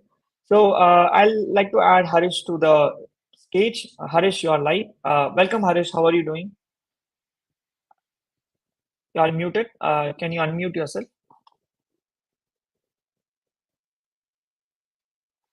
Okay, so I think there is a little bit of technical connectivity with Harish. So let's wait till he's back. Okay, I think Harish is here. Hi. Hi, Hi Harish. How everyone. are you doing? Yeah, I'm fine. How about you? Great. So Yeah. how does it Am I feel to audible? be yeah, yeah, very much audible. How does it feel to be part of AWS user group, Madurai? What's your experience in that? Yeah. Initially, when joining AWS User Group Madurai, I, uh, I was a I was a volunteer in several other communities such as Google Developer Groups Madurai. I have learned a lot of things by joining AWS User Groups Madurai and being part of a Cloud Champs program. I feel excited to uh, conduct more events to help students learn about AWS. This is my first session, and I'd like to thank AWS User Groups Madurai and Vivek Raja for giving me this chance. Perfect. Before Great. moving, Sorry. Yep. yeah, Go ahead. Yes. Sorry. let me Yeah. present the. I'm pretty much we are happy. Unlike like Harish, if you want to also step up, run communities, we are here to support you guys. And Harish, the stage is yours. Yeah, You can add yourself back. You can present your session, and I'll add that to the stage. Yep. So I will drop off from the session, and Harish, I will be in backstage. If you need any help, just call out for my name. And good luck with your session.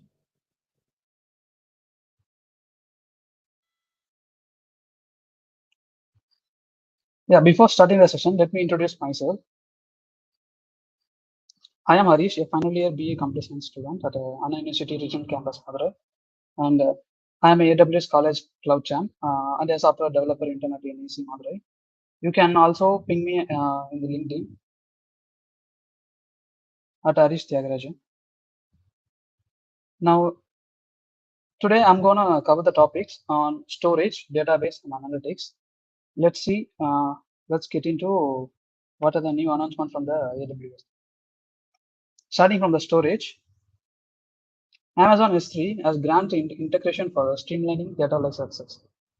Using Amazon S3, we can now simplify the permissions with the S3 access grants. Uh, the the map identifies the S3's database. The S3 now can manage identity access management, using which the users from the corporate users and the customers can be identified. Digital auditing in AWS. We can also manage the log of the end user identity and application usage, enabling a comprehensive audit history. We can also using which effortless integration with AWS service has made. We can seamlessly integrate with an EMR is a elastic is also called a elastic map reduce, which is a fully managed cluster platform for simplifying running big frameworks such as Apache Hadoop and Apache Spark on the AWS to process and analyze vast amount of data.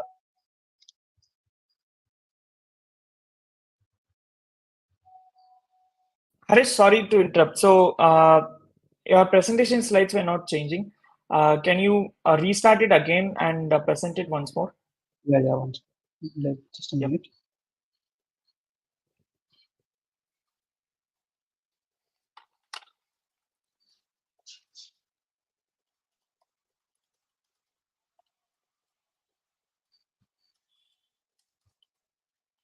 Yeah, I'm adding the presentation to the thing. Yeah, can you start as a present? Can you put it as a full screen presentation? Yeah, perfect. Is it visible Yeah, now? now you can go ahead. Yeah, it's Yeah. perfect. Yes, go ahead, please. Is it changing? Yeah, now it's working perfectly. Yeah, Yep. Can you start from the beginning? Yeah, that works good. yeah. Let me start with the storage. Amazon S3 grants us the integration with the data lake success, using which we can manage the identities of the corporate users and customers as well. We can also manage the logs of the end user identity and application usage. It enabled a comprehensive audit history, using which is seamlessly integrate with AWS Amazon EMR. And EMR is also called Elastic MapReduce, which is a fully managed cluster platform that simplifies running big data frameworks such as Apache Hadoop and Apache Spark on AWS to process and analyze vast amount of data. Using which we can enforce granular job-based S3 access based on the application usage. And then comes to Amazon EFS Archer. Amazon EFS is Amazon Hosted File System, which is a file system. AWS has introduced Amazon EFS Archer. Now EFS Archer store is particularly optimized for a long-lived file that is rarely accessed file. Infrequent access storage class price reduction, using which this class, it is a storage class using which infrequent access storage class price has reduced by 36%. Now it also supports up to 250,000 reads and up to 50,000 writes input output per second per file system. Also, using which we can share data seamlessly across analytics, ML, and SAS, which ensures instant access and optimal clusters. We can also access all the data from a single file system, both inactive and inactive users. It has made a single for all type of data. Using which we can save up to 50% of compared to EFS IEA, which is the EFS IEA is a storage class which we previously used for storing rarely accessed files. Now we can using EFS Archer we can achieve 50% cost. We can save up to 50% cost.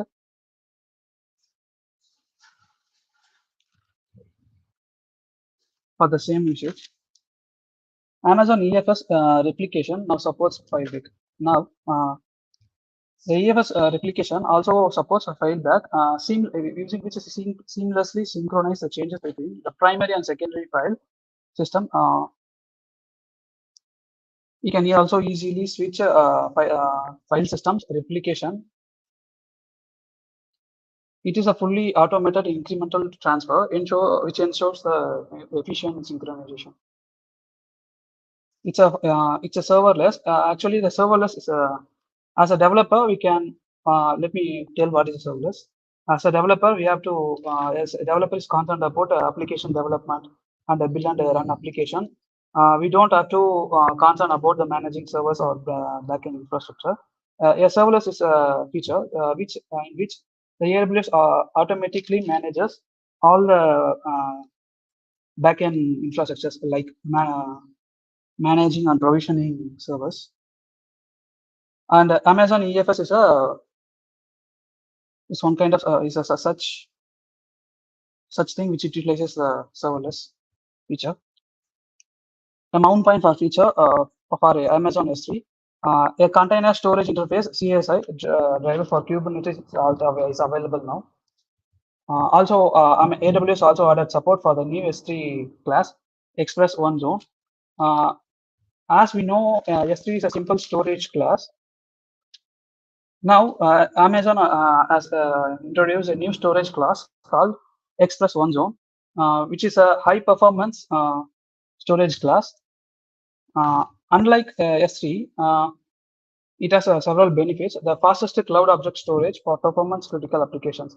We may have applications for which utilizes a lot of compute and storage.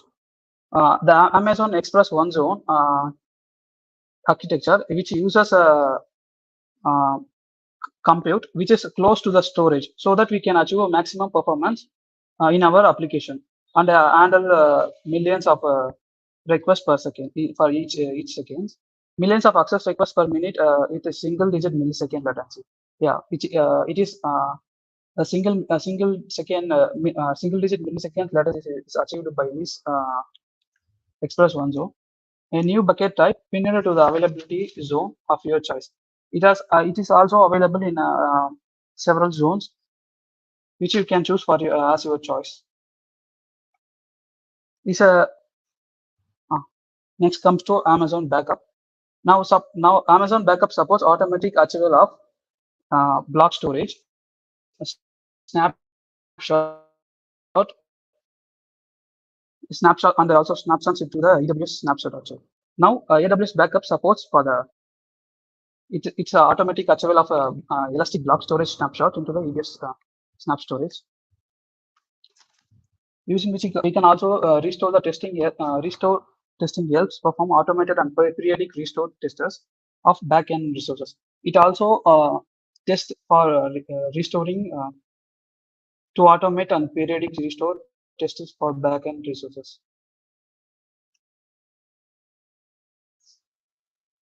Yeah, AWS backup now supports Amazon Elastic Block System, using which we can save up to 75% on storage cost with this long term and low cost storage.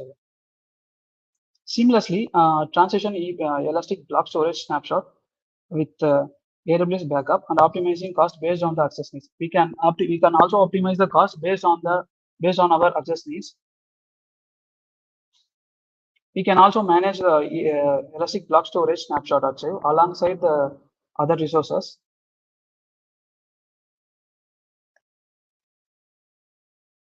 Yeah, AWS Elastic Disaster Recovery, also called as DRS. AWS Elastic Disaster Recovery now available in AWS GovCloud regions. Actually, the AWS GovCloud is a isolated AWS regions, which is specially allotted for government purpose usage, like sharing under their running their applications, for managing the confidential data, both for a government and also for particular users, using which you can minimize the downtime. Now the AWS has minimized the downtime and recovery application affordably. We can also achieve it also achieves availability goals, fast reliable recovery for on-premises and cloud apps. Then comes to we directly jump into the databases. Let's see what are all the announcements from the database. Amazon RDS for DB2. Actually, DB2 is a database developed by IBM. It's a database to run your mission critical workloads. It can manage critical workloads, using which you can deploy scalable DB2 databases within minutes and automate the database administration task also. We can achieve a high availability with easy multi-ACE deployment, which utilizes a bring your own license. For existing IBM data license, we can also manage the license of our end users.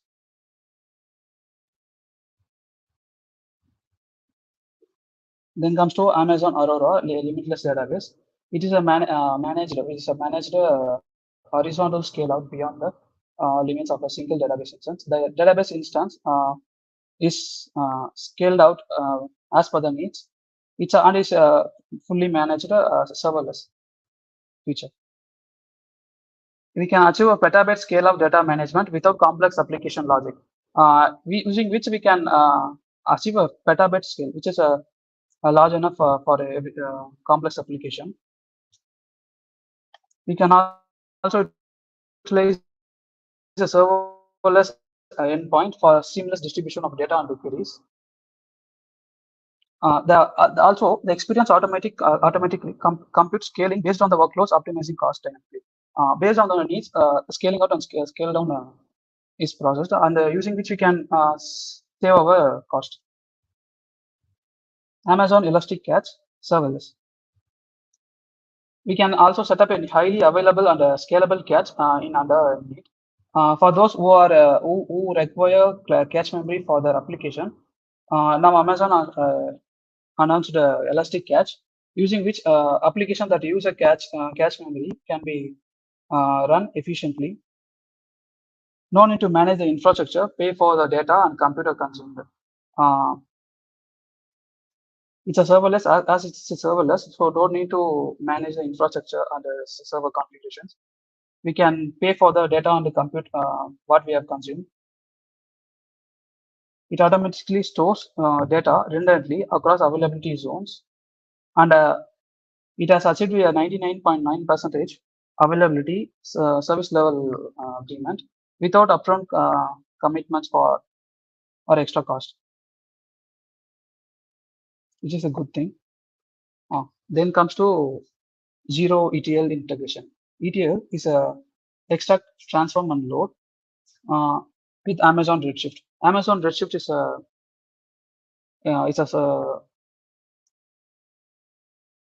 it's a data warehouse component. Amazon Aurora Amazon Aurora has achieved a zero ETL integrations for PostgreSQL and for MySQL, and also a DynamoDB. We can see we'll see the use cases. Amazon OpenSearch has announced with Amazon S3, and Amazon DynamoDB with Amazon OpenSearch, Amazon Athena with AWS Cloud Trail Data Lake. Using these, we can achieve zero ETL integrations. Amazon Neptune Analysis, analytics database engine, which is an analytic database engine. Using which we can analyze a data graph with a lightning speed. It's more responsive, finding trends and insight up to 80x faster. Neptune analysis also accelerate data analysis for developers and data scientists. It is useful for developers and data scientists as well. And then we can eliminate pipelines complexities with an API-driven approach, loading millions of grabs connections per second. It also eliminates complexities such as pipeline complexities because it's a API-driven approach. We can also unlock the generative AI potential, leveraging a powerful grabs analytics. We can also leverage generative AIs for these grabs. Then comes to Amazon MemoryDB. For Redis, introduce a vector search.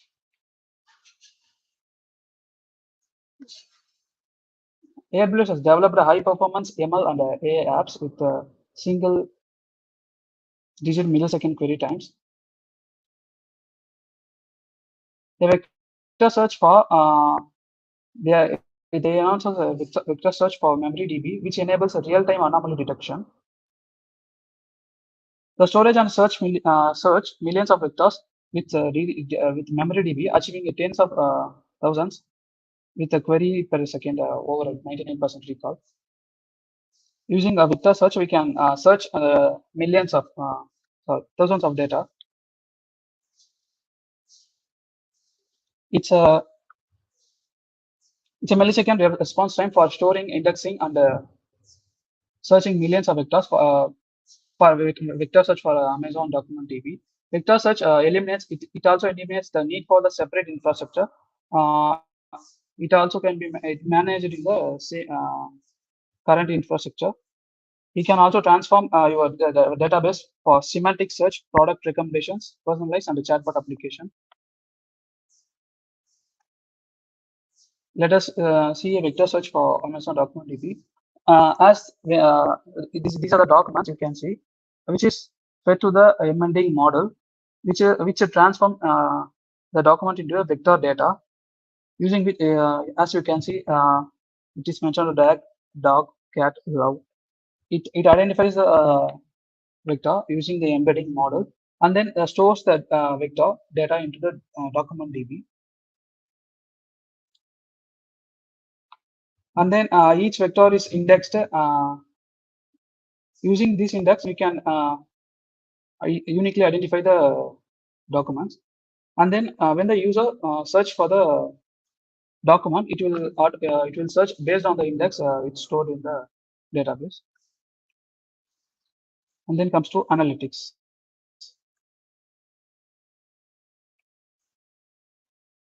Amazon Redshift empowered CTS support for efficient scaling. It can effortlessly scale and meet SLAs for ETL workloads with enhanced flexibility. The CTS supports ensures smooth integration with the Redshift scaling feature. Now the CTS supports ensure integration with the Redshift scaling features. We can also optimize performance for business integration uh, reports, dashboards, and analytics workloads with enhanced concurrency scaling. Amazon Redshift supports now also supports a multi-data warehouse rights through data sharing, using which we can achieve a flexible compute scaling. The compute is scaled down based on the needs, and we can achieve a predictable ETL optimization. We can also optimize ETL and also effortless cross-team collaboration through Redshifts data sharing feature. We can collaborate with the we can make a build collaboration with the team. Amazon Redshift also supports now larger language models, which unleashes the LLMs effortlessly with familiar SQL commands for for task like sentiment analysis and feedback classification. It also leverages SageMaker, which is a machine learning platform. Just starts pre-trained LLMs for analytics within the Redshift ML. There is no additional cost for using LLMs in the Redshift ML, making advanced analytics affordable. There are certain large language models available in the Redshift. We can use it for our ML use cases, and no additional cost is required. Now AWS has glued anomaly detection and dynamic rules. AWS Glue data quality now uses a ML-powered algorithm for proactive identification of elusive and data quality issues. By gluing anomaly detection and dynamic rules, we can easily identify the elusive data and also the anomalies in the data, duplications in the data. Anomaly detection capability recommends the dynamic rules. It also defines the dynamic rules for easy integration data and optimizing ongoing and also helping monitoring data. Amazon Redshift announces multi-dimensional data layers to optimize our query performance. To optimize our query performance, they have introduced multi-dimensional data layers, a dynamic table sorting mechanism based on the query filters, resulting in a significant acceleration of table scan performance. It's a dynamic sorting mechanism based on our query filters. The automatic table optimization analyzes query history and seamlessly selects either a single column sort data or a multi-dimensional layouts, ensuring optimal performance tailored to the workloads. As per the workloads, it selects either a single column sort key or a multi-dimensional data layouts. Yeah, 75 using which 74% reduction in total runtime with multi-dimensional layouts compared to the no sort key, and 40% reduction of compared to the best single column sort key is achieved.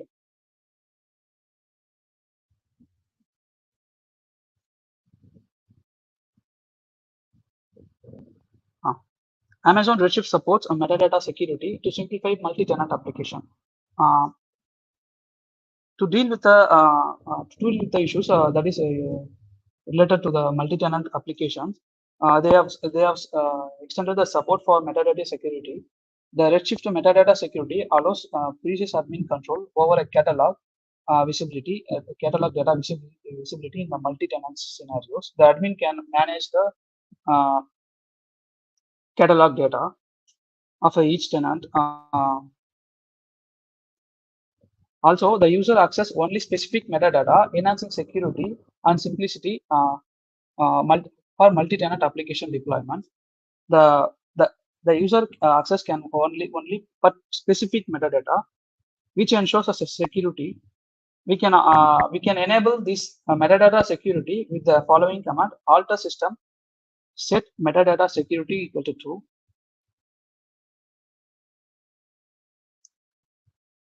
Then comes to accelerating data processing and analytics with Amazon EMR and Amazon S3 Express One Zone. Amazon EMR accelerates Apache Spark apps by up to 44.4x using S3 Express One Zone, ensuring a rapid data access.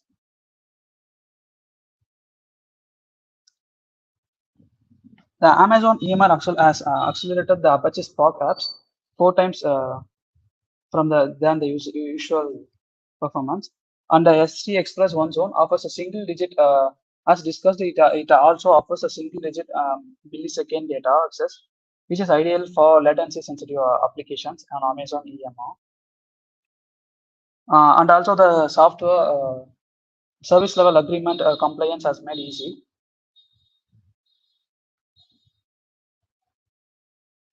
We can also accelerate data lakes queries with Amazon Athena and Amazon S3 Express One Zone.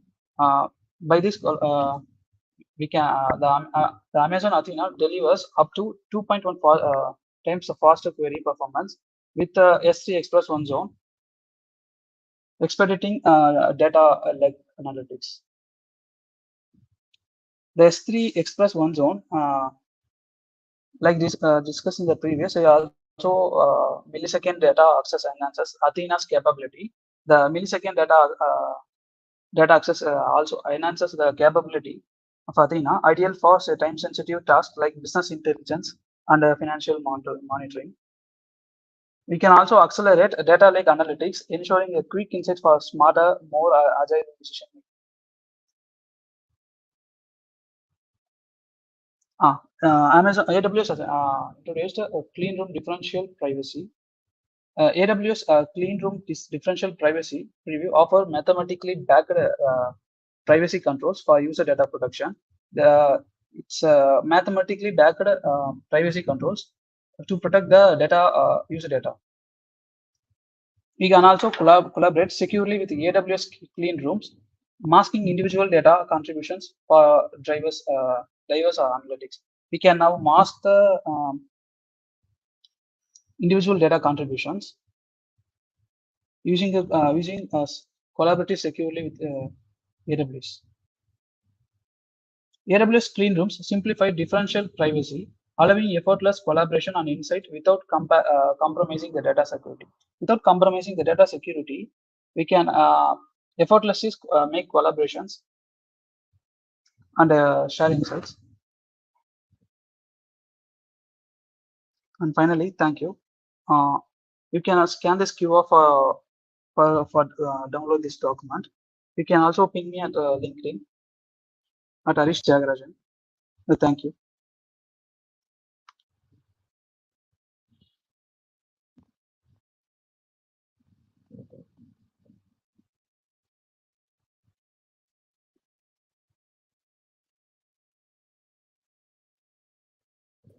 Thank you so much, Harish, for this wonderful session. And it was very nice, very well put.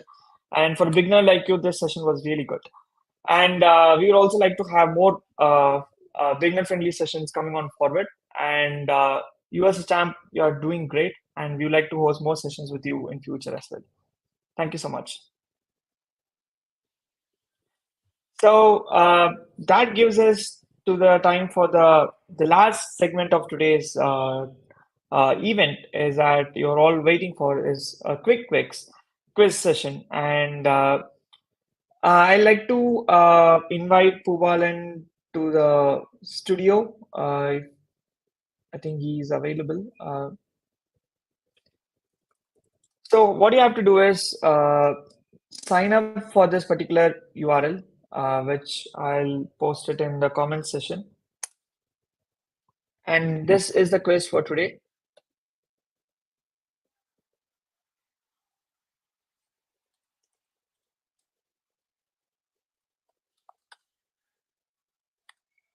Okay. I think meanwhile, Puvalan is joining. Uh,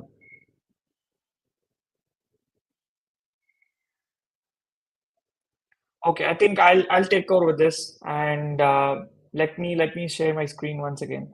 Just give me 1 second, guys, on this. So again, the top winner of today's session for this particular quiz will win another credit, a $25 credit. So I'm sharing my screen. So scan QR code, or you can uh, just hop in and sign in for that. So once we have more than 5 to 6 participants, there I think the college folks have left for lunch. So ideally, it will be us guys will be participating. So once we have a couple of folks joining in, we will start the quiz.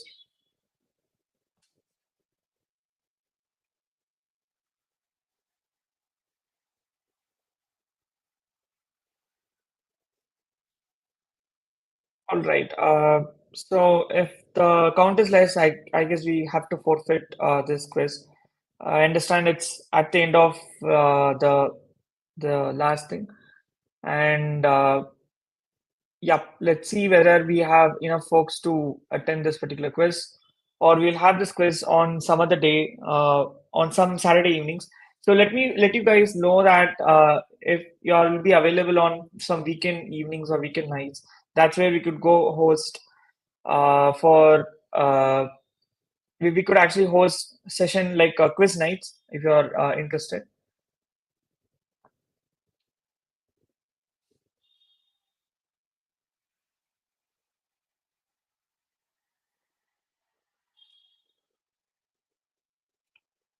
Okay, I think let's even play what's harm in this. So let's start playing around with the quiz.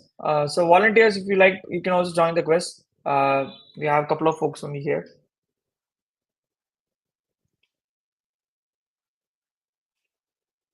So 1 more minute and we are getting started. So you will get another $25 credit if you win this particular session quiz.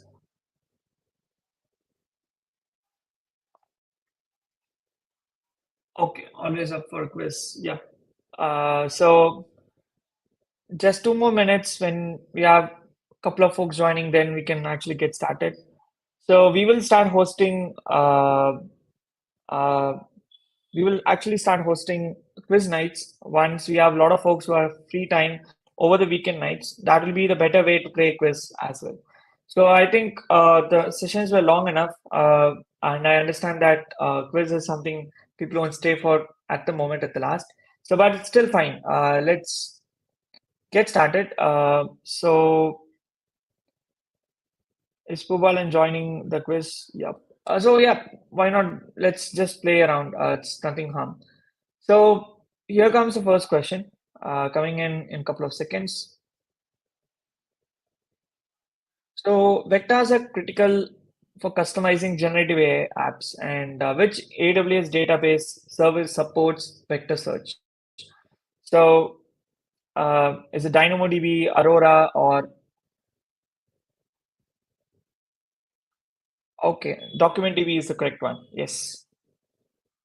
So it's a 50-25. One person has skipped. I think Arvind joined a little late, but yeah, lot to catch up. So going back to the next question, let's see. The second question is up.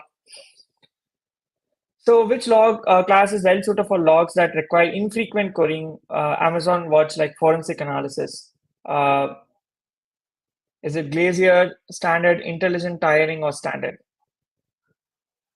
I think it's pretty much evident as well. So it's infrequent access actually. So unfortunately, no one got it right.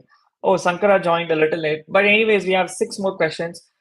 Let's see. Vijay got it 2 out of 2, and let's see what about others. So identify the foundation model in which open-ended text generation, conversational chat, RAG support is there. Titan Express, multimodal, and text light or text embeddings. I think we saw one slide on that particular thing. So it is Text Express actually. So the reason is that Text Express actually supports open-ended text generation, conversational chat, and RAG. And the answer for text multimodal embedding that is for search personalization and this one. So let's Vijay still tops the leaderboard with 2 points. Let's go to the fourth question. Does the application composer enable visual composition of infrastructure in your code as an IDE? I think it was majorly one part of the whole session as well. So let's see how many people get it right. Yep, I think everyone have got it right, 100%. Good. Let's head on to the next question.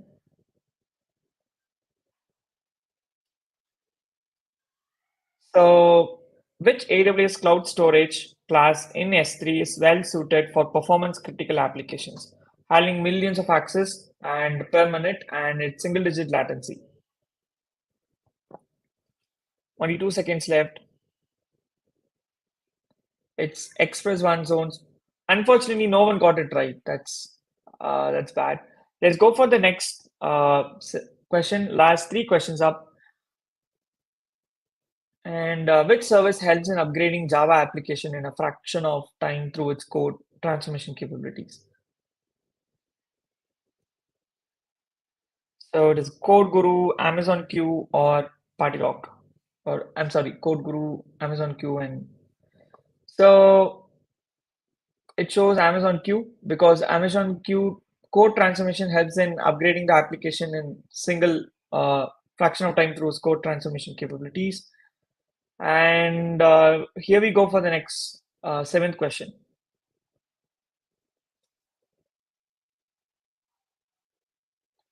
Which relevant announcements were introduced for step functions? So it is HTTP endpoint, native Bedrock integrations, or Amazon Bedrock integration. What was it? So,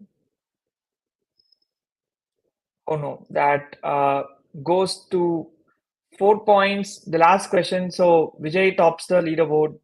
Aveshwar tops it on the second place with 3 and 3 points, Arvind. So one more question. Let's see what happens, whether they are able to equal out or Vijay still brags the first position.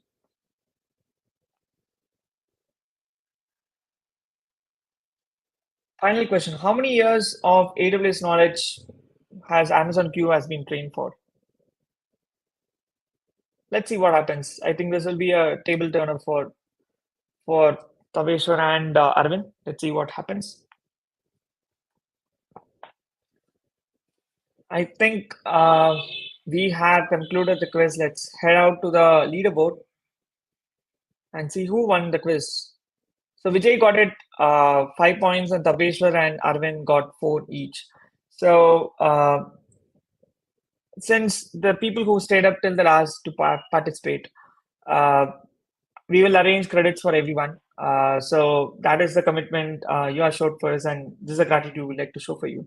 So Vijay, obviously, yeah, he's a veteran, so yeah, he gets it as well. So all the 7 folks who have been part of this event, do reach out to us in DM. So we know Puvalan, we know Arvind, who is with us community for a long time. We know Sankara, Selvam Raju, Tabeshwar, and Vijay also we know. So just reach out to us. And Tabeshwar, thanks for winning twice, and congrats to you as well. So we will keep account and do reach out for your credits. And thank you so much. And before we all conclude this, give me a second. There are a few small announcements that goes through here. One, obviously, you guys know what's happening.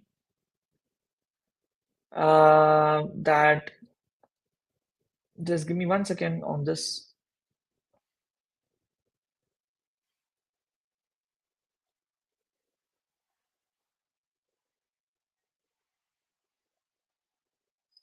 Okay, so yeah. So thank you everyone for staying long, and especially thanks PSNA College for arranging a special virtual session over there. And we are looking forward to host more and more sessions. So stay tuned for a lot of announcements which comes through this month, which includes your volunteers announcement and also your your volunteer announcement, and your college cloud champs, as well as your creators club. So thanks everyone staying till the last of the thing, and we would like to have you on board as volunteers to help us run these events in future. And if any enterprise or company who is part of this event, we are also looking for sponsors who can help us with in-person events in future. Do let us know. And thank you so much, and hope you have all learned something out of today's session. And see you all today, and have a good weekend. Thank you, everyone.